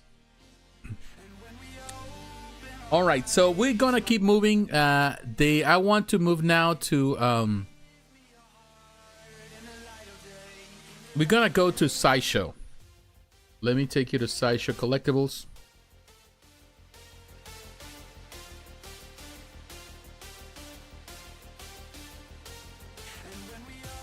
And here on the releases that happened this week, I want to talk about one that it's kind of came out of nowhere, and it looks really cool and interesting. This is Star Ace Toys. This is Marilyn Monroe deluxe statue, $419. This is a quarter scale statue based on the details and the information. So quarter scale right there, you can see it's made out of here you can see polyresin, so it's a polystone statue. All right, so looking at the pictures, this is a very unique. I think they did a really nice job with the likeness here. She looks great. This is not, I would say, if I have to choose a statue, in my opinion, that impressed me and blew me away, and I talked about it a few years back, was the one by Blissway. That Blissway statue looks amazing. Of course, Blissway, that's a hybrid statues, it's polyresin. They also do PVC, portraits, all of that. But amazing, blew me away. Now, but if you really want something that is fully polystone, no mixed media, nothing else, just a heavy statue in comparison, then definitely this is a very nice option. And this one, as a deluxe, comes with the light up feature with the signature Marilyn Monroe, a neon sign there, which is unique. It kind of like a nice touch, to be honest with you. It's very different. The statue looks great. A very iconic pose, of course, of an iconic time for her, and really nice job. Of course, I'm not sure this is gonna come out this way. Hopefully, that is the hope. But that portrait, I think they did a really nice job. It looks great. Some people might say that maybe the likeness a little bit off in the portrait, but there's no doubt that we're looking at a statue that is trying to or represents Marilyn Monroe for sure. One of the most beautiful women in history, in my opinion, at least one that we know from recorded history from Hollywood. A star, an icon that would never die, in my opinion. She will always be remembered as one of the most beautiful women ever, and she is definitely really well done. I like that. Of course, the concept with the sign, the plate there with the luminous sign, all of that, it's a very unique, very okay with it. I think you could take it off if you want to. But I think with the sign with that, it would be just a really nice standalone piece that you can have in a collection, just to kind of, if you're really a big Marilyn Monroe fan. I think this is gonna do great. This statue itself, I think a lot of people are gonna be really happy with it. The price I think is fair for a quarter scale piece. Of course, now we're really diving into more expensive quarter scale statues nowadays, even from Sideshow. But definitely this is a very unique, very, very wholesome piece. In my opinion, they did a really nice job with it. So kudos to them for doing such a thing. Now, there's another piece here at Sideshow, and we're going to look at PCS, and then we're going to go to the PCS website because they have there. This is the Vampirella, very sexy, very unique style statue. This is again a quarter scale statue, which is surprising. You know, they've been doing all the different scales lately with the 1/3, 1/4 scale, but this is Vampirella. This is based on the art. I was looking at the details, based on the art of Mike Krome. Mike Krome does a lot of the Dynamite comics. He does a lot of different covers, very sexy type. Mike, it's pretty good art. It's a pretty good artist. But definitely this based on his art and his concept. And when you look at it, of course, the sexiness on this statue is undoubted. You know, like we cannot doubt. It's very different. Not for everyone. The risk of being demonetized here, it's great that even the YouTube decides to demonetize me because it's showing this statue, but it looks really good. Look at that. Of course, you know, if you know Vampirella, of course, this is blood in this vampires. That is actually a kind of morbid, sexy look, in my opinion. I can do without the vampires in the back, and definitely this is not for everyone. This is definitely mature. A reminder that a lot of the statues are very mature in concept. But as you can see, very, very unique concept for sure. Very unique. And I will say the one thing about PCS. PCS is going into this route where they're doing a lot of unique renditions, you know, across the board with everything. But they're doing their own take on things. And particularly with the Dynamite license, with Vampirella, with a lot of the characters they've been doing for Dynamite and so on. There's more. They're going into that route. They're going into the horror side. They're going into the sexy route. They're doing so many different things. And I would say the price, I can understand it because of the sheer size of the piece. Definitely you have 3 different statues in one, 3 figures. The paint job, this is something that will not fly in my home, but I know some people have no issue with that. But very unique. I do like the portrait, her face, the look is very nice. She's very beautiful, like the contour of her body. I really don't know who is the sculptor. Maybe we're gonna go into details and we're gonna see in a moment. But very nice job. As you can see, a lot of pictures, and this is the version that you're gonna find everywhere. You can find this at Big Bad Toy Store. Nice paint job. Whoever paint that, you can see all that blood there. Very nice, very clean. The base, maybe the paint job seems to be a little bit flat in my opinion, even when there's a lot of detail, maybe a little more brightness in it. But I look at that portrait. Her face is well done. The way that even her lips are painted, her eyes, really, really well done. Now, if we go to Spec Fiction, actually PCS, Collect PCS, now it's the name of the website. Digatories, we talked about it too before. We're going to look at the PCX exclusives. It was something that I would say about PCS that has been doing the exclusives now. Something that definitely it's very, very good that they're doing. Many companies are really going into the route, which we saw also with Tweeterhead doing their own exclusive piece.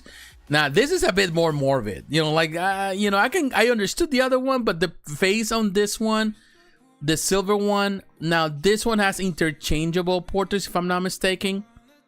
But the exclusive has this portrait, like the scary face. That is definitely scary. Those 2 girls like that would scare the heck out of me just to look at them, the way they're looking at you. But if you're into that, you know, that type of horror teen type, this kind of goes more into the horror side.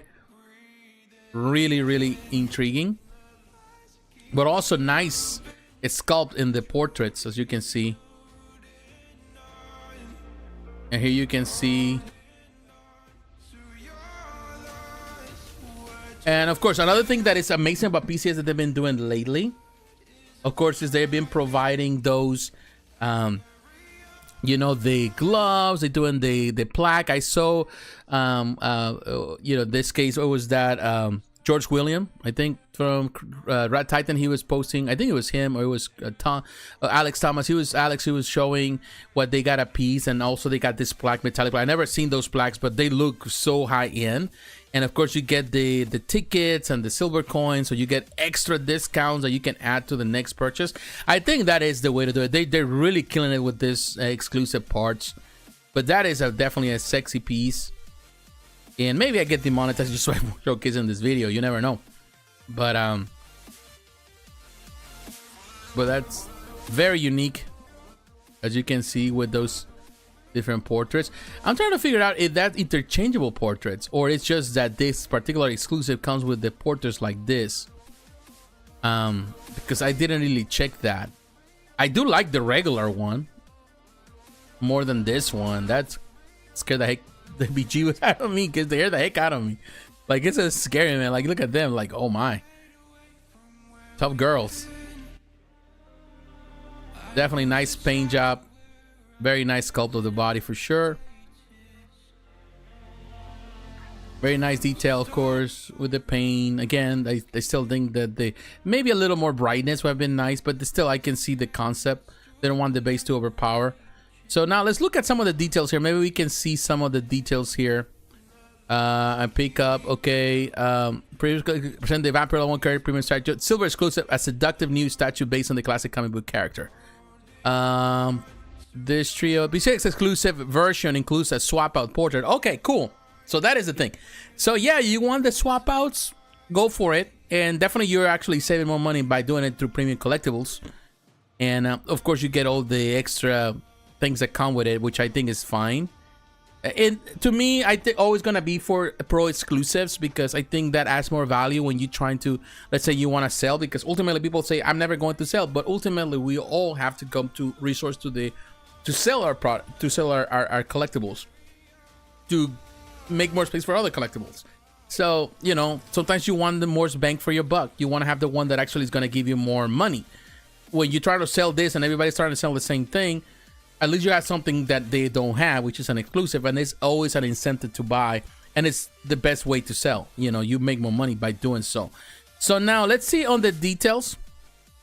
Maybe we can see who's the artists are. It doesn't show here, but let me see if Sideshow, sometimes I saw that the last time they did it, which I think it was super awesome that they did. It doesn't have it, which sucks. I think, again, I wish that they continue on actually honoring the artist. I definitely don't know who was the artist on this, but I would say whoever the artist was, or the artists were involved, from the paint job to the sculptor, you did a fantastic job. It's an amazing piece for sure. It's an amazing piece. Very sexy, very good looking. You did a terrific job in representing the art of Mike. So yeah, an amazing piece from PCS, no doubt about it. Now, there's another piece that I want to cover, and we're gonna go to Kinetiquettes, and we're gonna go to Sideshow 2 because Sideshow has it. And this is the Invincible Mark Grayson pre-order. This is, we already saw it before, but it is finally available free order. You can order directly from them. The price is $759 for 1 day right now. I think it's a really nice price for a piece like this. Looking at the statue, as you can see, you can find this at a Spec Fiction. You can have it at Sideshow. I think also it's available at Big Bad Toy Store or any other retailer. I think it's great. We talked about the father not long ago. Very cool. I like the light up feature that exists on this one. That is cool. Some of the figures, like even the one that we just talked about, the recent one, the T51 armor, that also has a light up feature. I didn't get the chance to do that, but it doesn't come with batteries, which is dumb. You know, you have to get your own batteries there. The TG1 or something like that. The ones that you get for your very tiny ones that you use for, you know, for your, even for hearing aids and stuff like that, or for your watch. So I don't know why you have to get them, but here you can see this, talking about this one, the light up feature. I think I would say Kinetiquettes does really nice light up features when they do them, you know, when they do this type of thing. I think it looks great. I'm looking forward to the, you know, I don't know if the show already has a new season or there's a new season coming. I don't know, but what I need to kind of keep track of things that I watch or I need to watch because I'm still falling behind a lot all the time. But I like it. As you can see, that light up feature with that explosion coming through, I think is well thought out. The portrait looks great. And also the interchangeable portrait with the bloody, like the damage. That looks really great too as well. And you can change the hands to the hands on that. Not bad. Right now, the price is really, really good. If you go to Sideshow, for example, to give you an idea of pricing here. Let's go to right there, Mark Grayson. It's $800. So it's a little bit more, but it's Sideshow. But of course, you get the advantage of doing things through Sideshow. So yeah, it looks great. They have done a really nice job with this one. This was showcased last year. We already seen him in different Omni-Men. We saw that. We talk about it. It's gonna be a great companion together. If you have to have Omni, you have Omni-Men already on pre-order. You definitely have to add this one to the collection. I think both are gonna look great. They need to go as companions, in my opinion. I would say that this was showcased last year. We saw in different conventions in Asia, and it looks fantastic. So I think now with this, now that it's finally on pre-order and a lot of people are gonna do it, I think the company did a fantastic job. They did a fantastic job. I'm not sure who sculpted it. I'm not sure if it's been stated on the information here. Maybe. Here you can see also. Here's an art. I think you're gonna also get an exclusive art if you pre-order. This is a Kinetiquettes exclusive. That's something that you're not gonna get at Sideshow. You get an art print by Ryan Audley, which looks really amazing, as you can see. Here you can see the concept was in Kent Ong, and the sculptor is Rafael Albedo. Painter is Kenny Tan. A friend. Okay, it's the Kenny I'm thinking of. Is just Kenny's a great guy.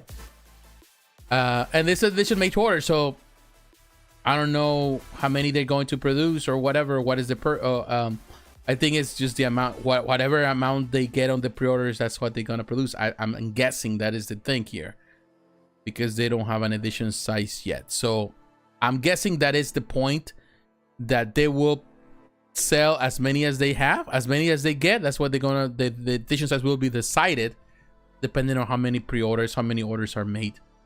So it's cool. Very, very, very cool. All right, so now that we're really at Sideshow, let's talk about what Sideshow is actually doing. And let's see if we can get first. There's a teaser. I might not see it here. So we're gonna go to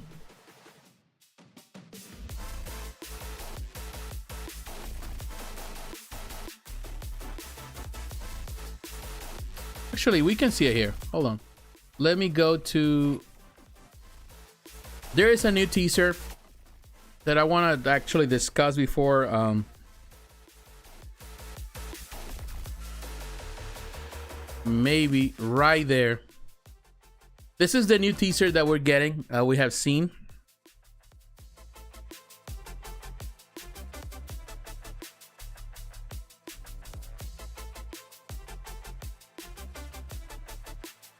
I don't know if you can hear it, but I can hear it really well.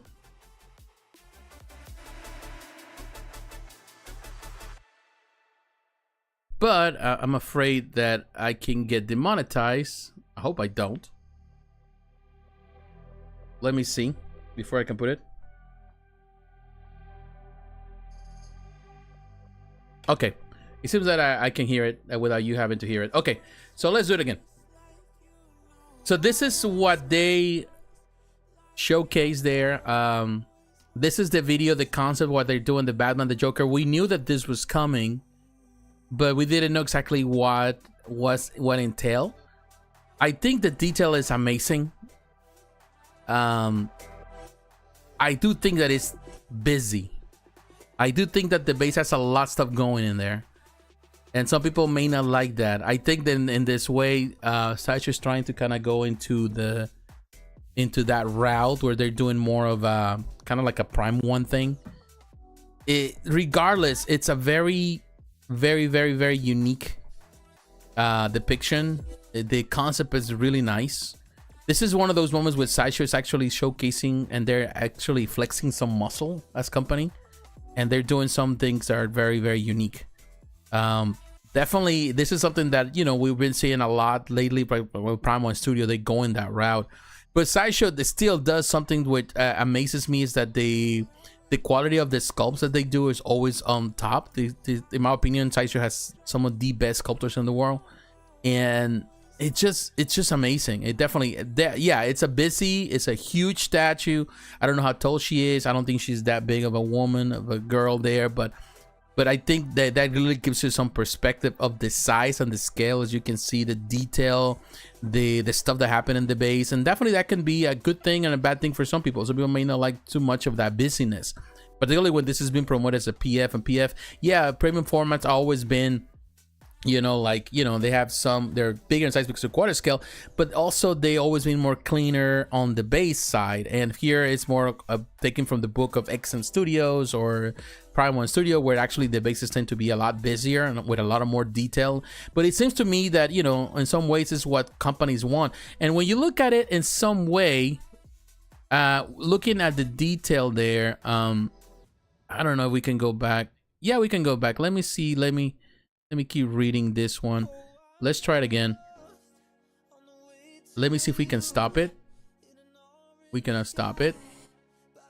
But yeah, when I really look at the base, look at the detail, definitely we're gonna have to see more. Of course, we're gonna see more once this is fully revealed, and we can discuss it. We will discuss it. We will look at all the price. I like the paint job. I think the Joker looks terrific, but he's getting a beating, but he's enjoying that moment. He's sadistic. But look at the base. Definitely that base has a lot of stuff going there, and we need to kind of look at it in more detail. The detail can be good, but also can be overpowering in some way sometimes, with the point that there is no point of reference. Yeah, you can see there, but there's so much, and your eyes get so distracted with so much stuff, as you can see at that point. It seems like there's a lot of distracting things. But, you know, Sideshow has always been cleaner as a company, where they produce a lot of the things that they do are cleaner. And they, you know, the whole profile is cleaner. So we'll see. The potential is there, in my opinion.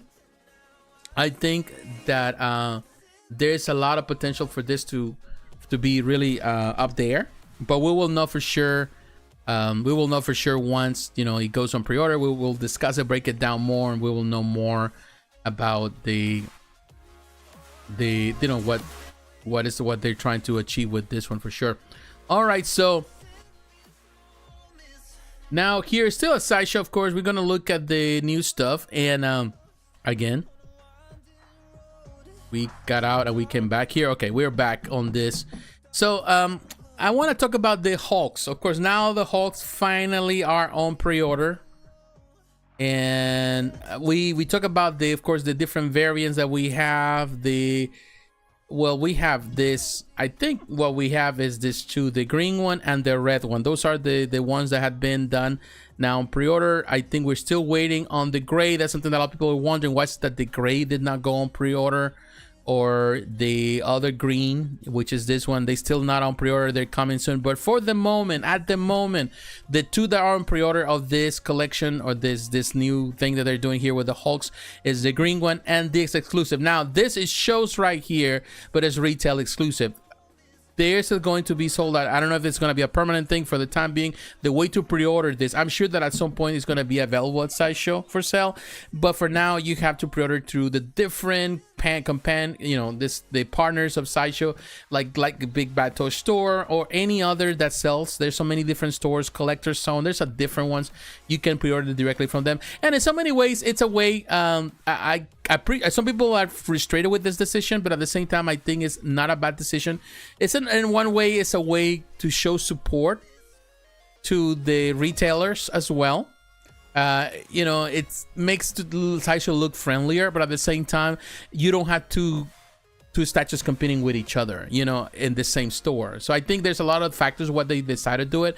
$835. Some people will be frustrated with this, but I think it's too much. I think I'm not happy with the price when you come to think about the, you know, how far we have come. Now PFs are double or more than double what they used to be at some point.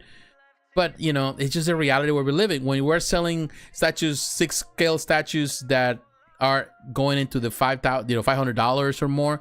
So definitely, you know, and there's even more than that, $800, $900. You know, I can see it. No, just define it. This is a huge piece. Of course, there's been criticism about the musculature, about the size, all of that. We have heard it all before. In my opinion, it looks really terrific. This picture kind of gives us an idea of the scale. Looks really nice. It is a nice looking Hulk for sure. And I do like the portrait. That has the savage, you know, Hulk in my opinion. The Basima style, you know, Sal looking great there, you know, like it looks great. And look at the guy holding it, putting it in there in position. That really gives you an idea of the scale. It's really nice. I do like the paint job. No, the musculature is something that not everyone is gonna love, but I think this is a very classic. Of course, people are making the comparison between this and the, you know, the previous the Avengers Assemble one that they 1/5. But in my opinion, this is, if you go through the many different statues over the years, the Hulk statues that have been produced, this is a classic pose. This is a classic pose. So when people are painting as, oh, you know, this is, you know, like, oh, they're copying themselves, that's not the case. You know, this is a classic pose that happened in the comics. It is a classic pose that happened in statues from Bowen Designs. Sideshow has done it. Many other companies have done it. So there's nothing different of it. I like it. I think Daniel Bell, as always, magnificent. And I will tell you, Daniel Bell is becoming moment by moment one of my favorite sculptors of this generation. It's perhaps one of the favorite for many people, but he is more and more becoming one of my favorite sculptors. And I would say that back in the day, I wasn't always crazy about his stuff, but the more I see it, I think I can see the evolution of his anatomy. It's better, not only his anatomy in the sense of, you know, like he's exaggerating things because that's normal, that's expected from Hulk. But what I'm saying, the way he's bodying the type of the movement of the body feels natural. Although some people will say that's not natural, which is always irks me when people say stuff like that, because they're trying to make something, they're trying to rationalize a character like Hulk, you know. And you cannot rationalize comic book characters, you know, because these characters at the end of the day, they're not real, you know, they're just make believe. And Hulk has always been huge, and the paint job they did, even on the dirty of the bottom of his feet, man, that looks really neat. Nice paint job right next to the other guys. I think they all have their strengths. They're all amazing, but in my opinion, I'm going, my favorite so far, I'd say the green one. I like the red one and definitely the gray one, and then the least will be probably the new more modern green. But also the modern green has its pluses. They look great. They look great. Now, when you look at the exclusive, store exclusive as they call it, like the portrait, very nice face. That is a really nice piece. He's holding it there. That really shows you again the scale. It's a very nice one. I tell you, like, if I would say that which one is my favorite Hulk of all times, I'll be torn, because yeah, people also like to talk themselves out of purchase. Yeah, always heard that, like, or they try to justify what they have and they say, well, mine is better, or this one is better, because in reality that's the one they have on pre-order or the one that they order. And to me, it's like, that is just damn stupid. It's like you trying to, I'm gonna use this expression, I try not to cuss a lot, but you know, it's like you're doing, like you're trying to compare dicks, you know, like I'm not trying to say stuff like that, but what I'm saying, like, people always trying to match, oh, what I have, mine is bigger than yours. It's like, really, dude, you know, like, that's not the point. At the end of the day, I think you can appreciate what companies are doing. It amazes me, it blows my mind what the companies are doing. It always blows my mind to see that the companies are coming to what they produce now in comparison to what was done before. It's amazing. Some of the old stuff still stands the test of time. They're classic stuff. I always gonna love the Bowen statues of Hulk because I think they're classic. I compare them here in the channel. You know, I still love the retro, the SmackDown. I love the Savage Hulk. I love all the Hulks that were done by Bowen Designs. But also, I love what Sideshow did. I love the original, the diorama, the Hulk versus Spider-Man, amazing looking Hulk.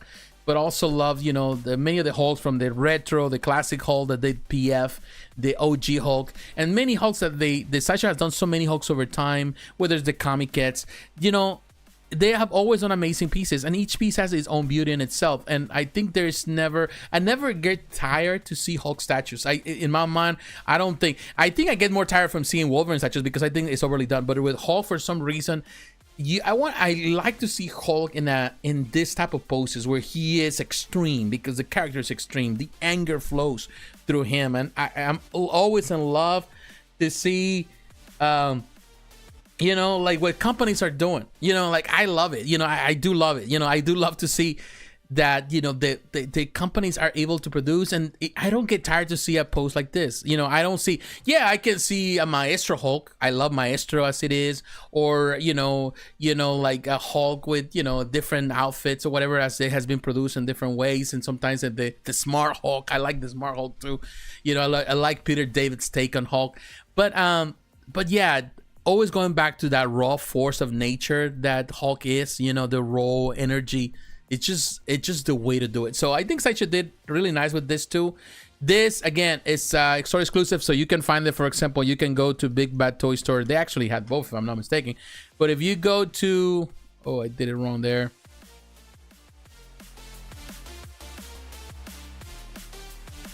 You know... Here, if you go to Big Bad Toy Store, they have it there somewhere. Let's see, I saw it right there. They had the premium format. They got the regular, but they're also selling, if I'm not mistaken, the red one. I think. Or I think they did. Let's see. Oh, Sideshow. Let's go there.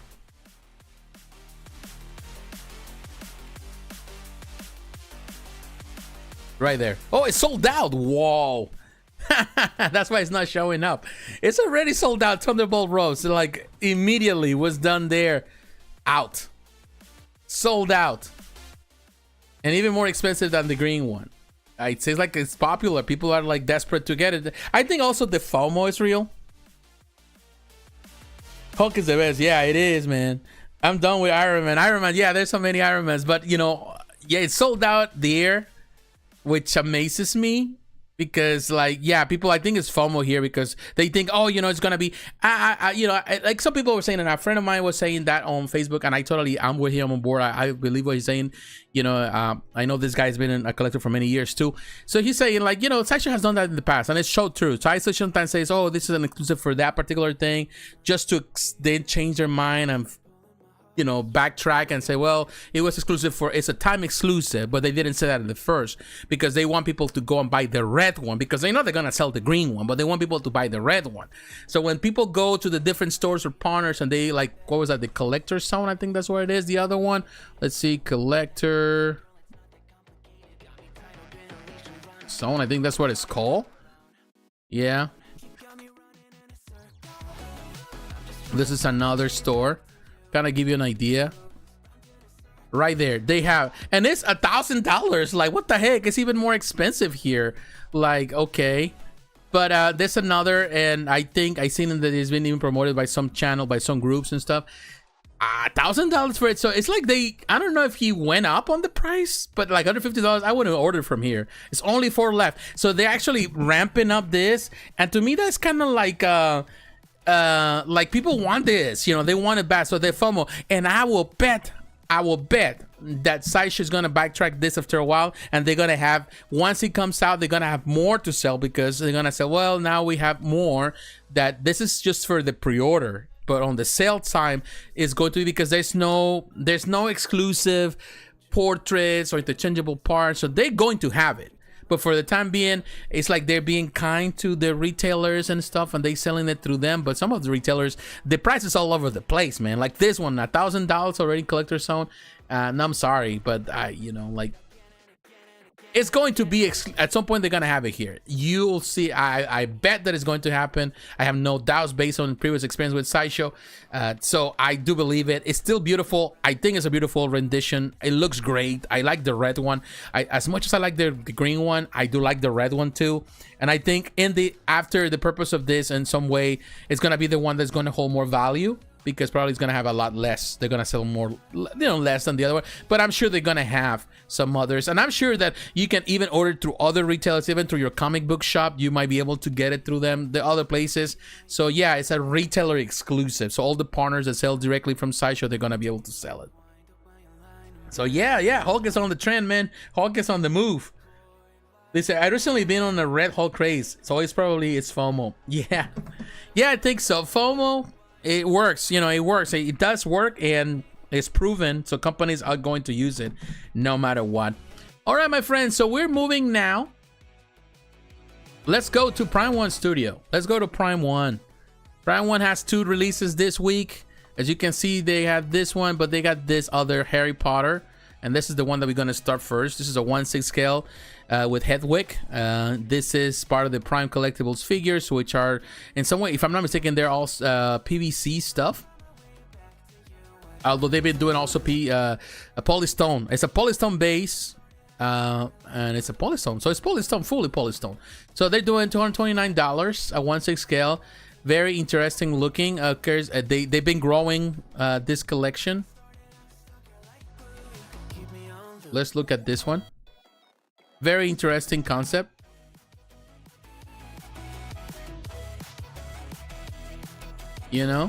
Very simple 1/6. I think the price is it's what it's supposed to be. The statue is not that big, of course, within the 1/6 scale. But I think this is going to do well for them. For any fan of Harry Potter, definitely is going to be. There's plenty of fans out there. It's a very simple base, very unique. I think the portrait, the design, the concept, the whole thing, the appearance of the actor is just well executed there. Hedwig looks great. Nice texture.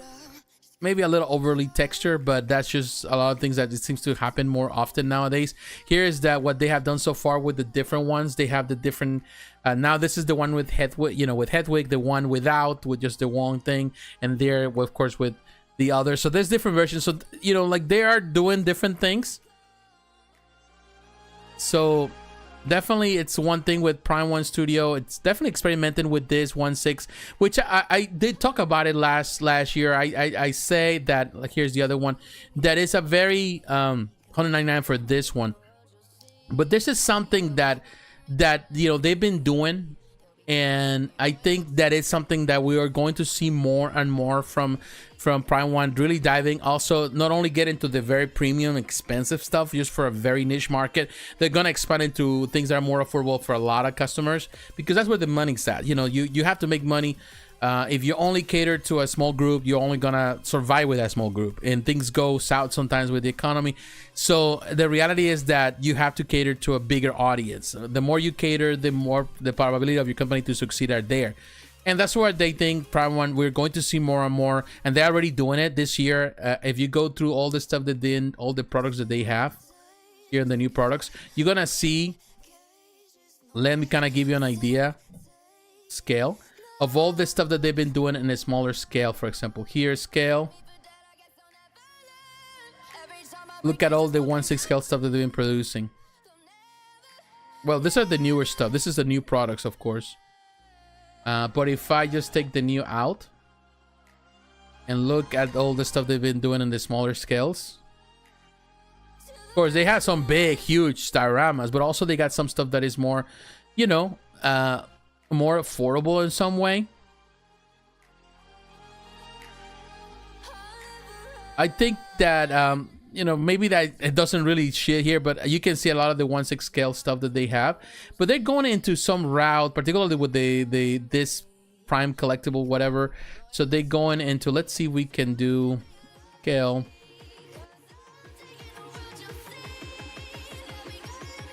Collection, Concept Master Line, Legacy Museum, Prime collectible figures right there. When you look at the Prime collectibles figures, a lot of the more PVC stuff, they're definitely going into that market. And I think there's more of it.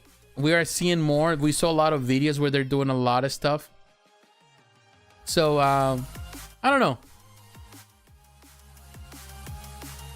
I think there's some future in it. You know, there's a lot of it on that the Prime One Studio. I can see the company really diving, and they've been diving. I think from the last 2 years, be able to see companies doing that. This company doing more of that, and not only them, but I think other companies are gonna be doing that because that is the smart thing to do.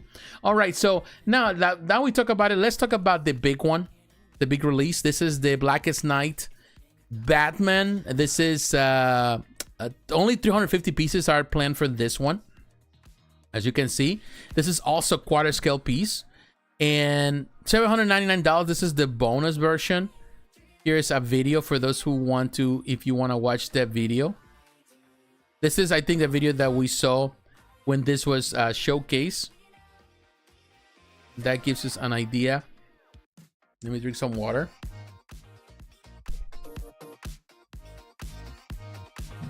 There was the teaser that we originally saw. Definitely, I don't know when Prime One Studio is gonna do their next showcase.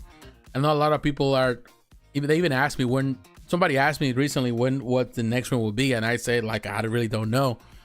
Hopefully soon, but nobody really knows when that's going to happen. All right, so the video kind of gives us a concept. Very scary looking. Definitely, this is not for everyone, but I'm sure that some people look at that. Yeah, that doesn't look bad.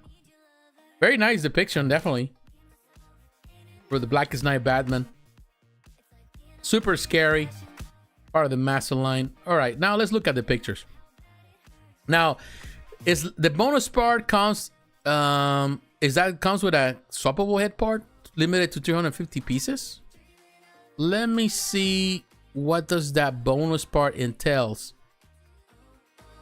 Okay, so interchangeable bonus head. Okay, so the head part is in itself part of that. So that swappable head part, the thing that he's spitting out with his mouth, that comes with the bonus. Okay, so that is what the bonus part is, and you can have it without. Very scary, demonic looking for sure.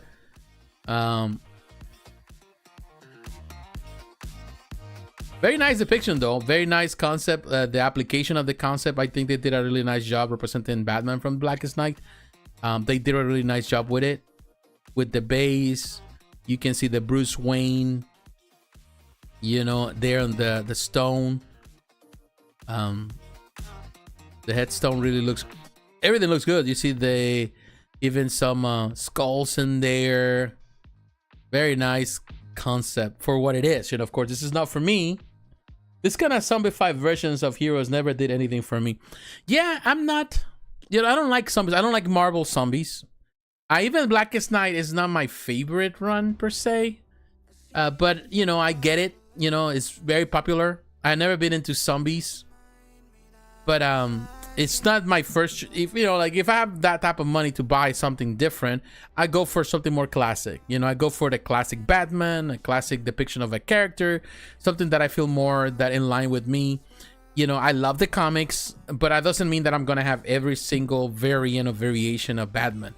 However, I do see the appeal for some people. There's some people who only collect Batman stuff. There's plenty of them, and for them it's like a plus. They have to have this one. But to me, is there a big market for it? I think that's the reason why they went to the quarter scale instead of the 1/3 scale, because the 1/3, that becomes very, you know, finicky. You know, like maybe on this side they might be able to sell more without having to worry so much about it, because it's a larger margin of people. Now, even 1/3 scale collectors will be picky. There's only 60 photos, and I think I got out. Let me see if I can go back. But I love the detail. Definitely, as always, Prime One Studio does amazing detail, amazing texture. It's definitely not for me, not my cup of tea. But I give him kudos for Prime One Studio to continue to this kind of things. Would this get a lot of pre-orders? Not sure. Would this be canceled as they have done in the past with some pieces that don't do well? How much reception this is going to have, only time can tell. But you know, it's a nice concept, nice art. Again, the artists, Prime One Studio, continue to impress with their quality, and I think they did a nice job for what it is. So Batman looks great. So yeah. Are you a fan of Batman Who Laughs? I would say no. I'm not necessarily a big fan of the Dark Knight's Metal. I've read the comics. I'm okay with it. I like Snyder's take with Capullo's take on the Batman. I love what they did, and I do. But the Dark Knight's Metal is not my cup of tea. It's never been. But I do love the art style. I love the concept. I love like what they come up with, the ideas. But to me, it's not like the Batman Who Laughs is you know, it has increased in popularity amazingly, and which is always amazing to me that there's always people that love that kind of take on Batman. But it's not my favorite. Not at all. Not at all. It's just there. It's just a variation, a variant. That's all. For me, classic Batman all the way. That is the Batman that I see. All right. So finally, let's go to Spec Fiction. Let's go to Spec Fiction because the last piece that we are going to talk about today, and here you can see they have the Hulk Grey Prestige Series 1/3.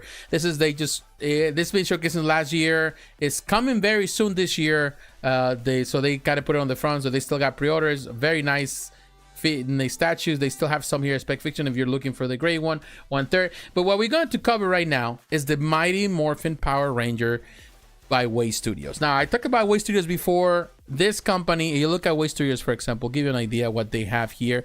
They do a lot of the Power Ranger stuff. This Chinese company, they also have done some mecha stuff. Of course, the Pacific Rim. We have seen the statues Pacific Rim. They have done that, but they're mostly well known for the stuff they do with the Power Rangers. And we have talked about some of the statues they have.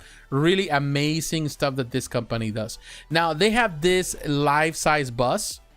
And I just found out that they had on pre-order. I went actually on Facebook on the break, and I look at Facebook on the break and it looks really cool. Look at the concept. Of course, this always been one of the favorite characters for a lot of people who love the Power Rangers, the white Power Ranger. 30-year celebration too. It's amazing that time has passed for this show. You know, this is the time again that I was not watching too much TV. Power Rangers, I watched some episodes. I never really got too much into it. I was not a kid during that time, so it's not like I have to embrace it. But I watched it, you know, sometimes, you know, for fun. And it's really a nice buzz, man.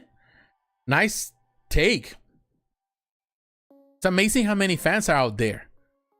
Now, this girl, she doesn't look that big at all. So I don't know how the proportions are in comparison to a normal size person. But depending on what normal definition of normal you have. You know, I'm not a big guy, but I'm not really a tall guy, but I'm a big guy. I'm not saying that I'm like short. I'm not super tall. I'm not super short either. But, you know, a medium size, I would say an average person size.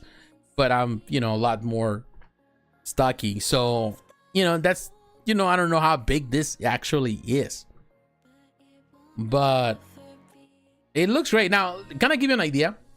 Maybe we can go to for those who are familiar with Way Studios, we can go to Instagram. Let's see Instagram.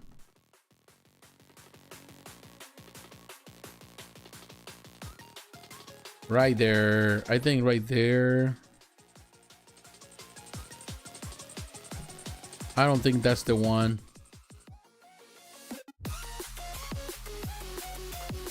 I don't know if they even have. I know they do have one. I think I might have to go to Facebook. I think on Facebook would be better. I don't even know who these guys are.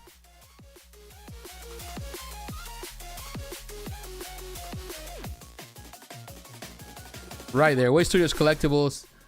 Ilgal Toys. This is the one you need to come to. Here you can see what they do, the different statues. Of course, the limited quantity. This bus is only limited to 69 pieces worldwide. So it's 1,300. So I would say if you come here to Spec Fiction, again, 69 pieces, you know, it will sell. I'm sure it will sell. There's a lot of fans out there that are willing to sell it. Now, the pre-sale time starting from March 15, it lasts all the way to May 1st. Until the cutoff of before it's sold out. If it sells out before that time, it's gonna be completely close. So they're gonna try to sell 69 by that time. But this company, definitely, they're selling a lot of the stuff. They also have some, as you can see, some Transformers stuff that they've been also producing, but primarily what they've been working on, they also doing more bus. As you can see, they're working on the Green Ranger bus soon. So they're doing some stuff here. So pay attention to this company with the Transformers stuff. Definitely their statues look really great. The Power Ranger stuff, the very nice concepts. They're doing other things, but especially with Pacific Rim. But really interesting concept what this company Way Studio is doing. So again, keep an eye on them. Definitely there is some bright future for this, guys. All right, so really coming to the end here. Let me read some of the notes. I never realized how much Universal's Power Rangers have. Yeah, they do have a lot.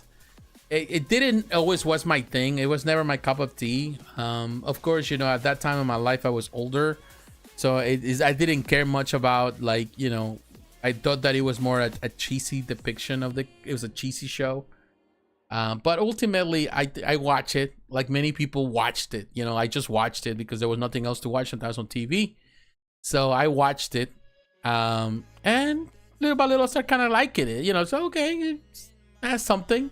There were a couple characters there I like, particularly the original series that came out, the first one, which I do remember the most. But then, of course, they started evolving the show with other different guys playing the different parts. But I do remember the first cast, of course. Yeah, I watched it, you know, but I wouldn't say that it was like, oh my God, you know, have such appeal. I do remember the pink Power Ranger. I think she was really pretty. I think most people thought the same. I want to read the comics. Yeah, the comics. I will tell you, I've never really been into the comics. I think I have maybe read a few, but I never really got heavy in it. So, and I know that there's an expansive universe, very expanded universe. I have played the video games. I do like the video games, particularly fighting games. But I have never really go in depth with the comics. I should, you know, because I always read comics, but right now my list of comics that I've been reading never stops. You know, I have so many and I keep reading. One day I will get to it. I definitely will. All right, my friends, I want to say to all of you, we have a few more minutes before we close this. It's been a very interesting night. I want to say to all of you, thank you. Everyone that has been watching from the beginning. Eddie, you've been, thank you, because you've been the guy that has been conversing with me. Appreciate it, Eddie. Thank you very much for your support, my friend. Thank you for your friendship, Eddie. I do appreciate it. And anybody else, that squad captain that stopped by and say hello. Anybody else? I know it's Saturday. Yeah, thank you. No, thank you for support. I'll do it as long as somebody's watching and somebody's talking to me. I'll keep talking. But yeah, it's been fun. You know, I think the takeaway that I have with this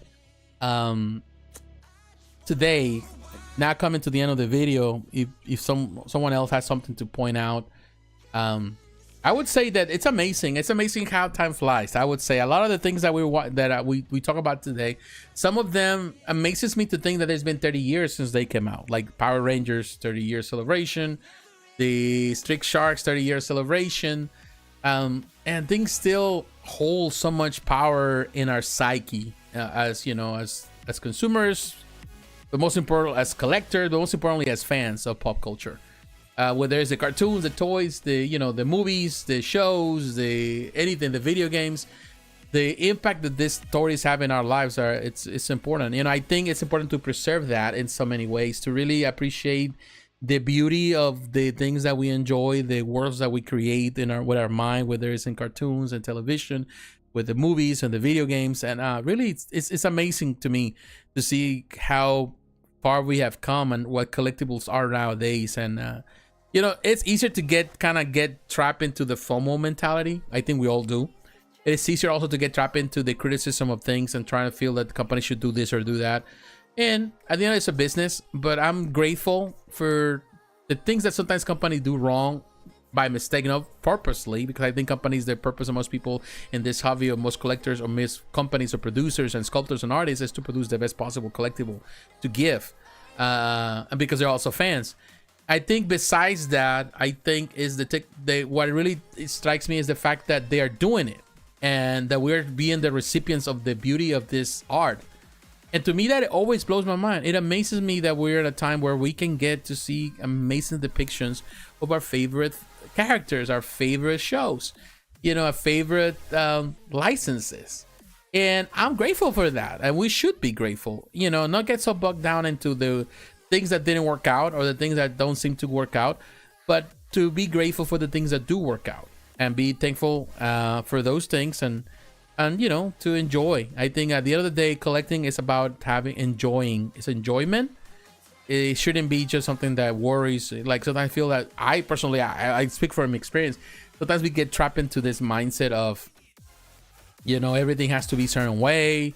You know, then becomes kind of like a obsession. And you know, when it becomes an obsession, when everything we think of throughout the day is that, then it becomes a problem. So we have to kind of clean ourselves from that. You know. Yeah, I think people get caught up in too much ITVs. Yes, we do. I personally do. I'm not gonna deny it. Yeah, we gotta start. I love a lot of things, and that's the reason why in the channel you could see me talking about a lot of things. It's important to keep focus. Yes, it is. It's to focus onto one thing or a few, and not just to try to cover so much ground because then you get overwhelmed. Yeah, I think it's important to have a focus. Just like food you can't eat with your eyes. Yes. Yeah, there are things, you know, we have to. I think you hit a really nice point. Enjoy what you have. Enjoy what you're building. Enjoy the opportunity. What you're building, stick to that. Concentrate on that. And then let things be natural. You know, enjoy the moment. Sometimes people worry so much about the next piece rather than worrying about, you know, how they're going to display the one they already have. So worry about the ones you have. Worry about how your display is coming along. Worry about what you have. Enjoy it. Enjoy what you have. Enjoy, look at it. Enjoy the collectibles that you have. Try to build something with it. You know, try to do a nice display, all of that. And don't worry so much about the next statue on pre-order or the next thing that you think is going to complete your collection, because you're never going to end. That's the thing. You will never come to a happy ending, you know, because there's always going to be one extra thing to add on to a collection. You know, once you have the Wolverine statue, you need to have the Cyclops statue, and once you have the Cyclops statue, the next one is Iceman, and then you need a Colossus, and then you need this, and then you keep, and you're worrying about the next. Just keep building it slowly but surely, and you'll be happy with it. You know, why you worry so much about, oh, companies are going to produce the next thing? You know, like you don't even have the one that will have in pre-order yet, but you're already thinking about the next thing you're going to pre-order. So yeah, you're right. Enjoy the journey. I'm totally with it, Eddie. You're totally right on that. Just enjoy the ride, have fun with it, and don't let it just engulf you. Don't let it just eat you alive. Just enjoy it. You know, it is what it is. If tomorrow, let's say things don't work out, if this country goes into World War III, what would have happened to everything I have? So enjoy the day today, what you have. I enjoy these conversations that I have. I like to look at these things. It doesn't mean that I'm gonna collect them all. I might get one or two, might or might not, but I'm enjoying it because I'm enjoying to see what these companies are doing and the way these arts are expressing the art. It blows my mind to see the beauty of it. Whether I have it or not, I'm still enjoying it. I'm enjoying the ride. Eddie, thank you very much for your friendship, my friend. Thank you for being here with me tonight. I want to say to everyone else who has been watching this, or if you watch it in the future, you didn't get a chance to watch it live, I want to say thank you for your support. Don't forget to leave a like. As always, tomorrow I will have the timestamp so you can come back and look at certain things. If you missed something of the video, you can always go through the different timestamps. Please, you know, follow the channel. Don't forget, if you're here for the first time, you like the content, follow me on social media, Facebook, on Twitter, on Instagram. The links are in the description. And, you know, thank you for your support. Thank you for your friendship, for all of you. Yeah, thank you, Eddie. Thank you. Good night to you, my friend, all our fellow viewers. And God bless you all. Take care. Enjoy the rest of the weekend. And I'll talk to you again. Bye-bye.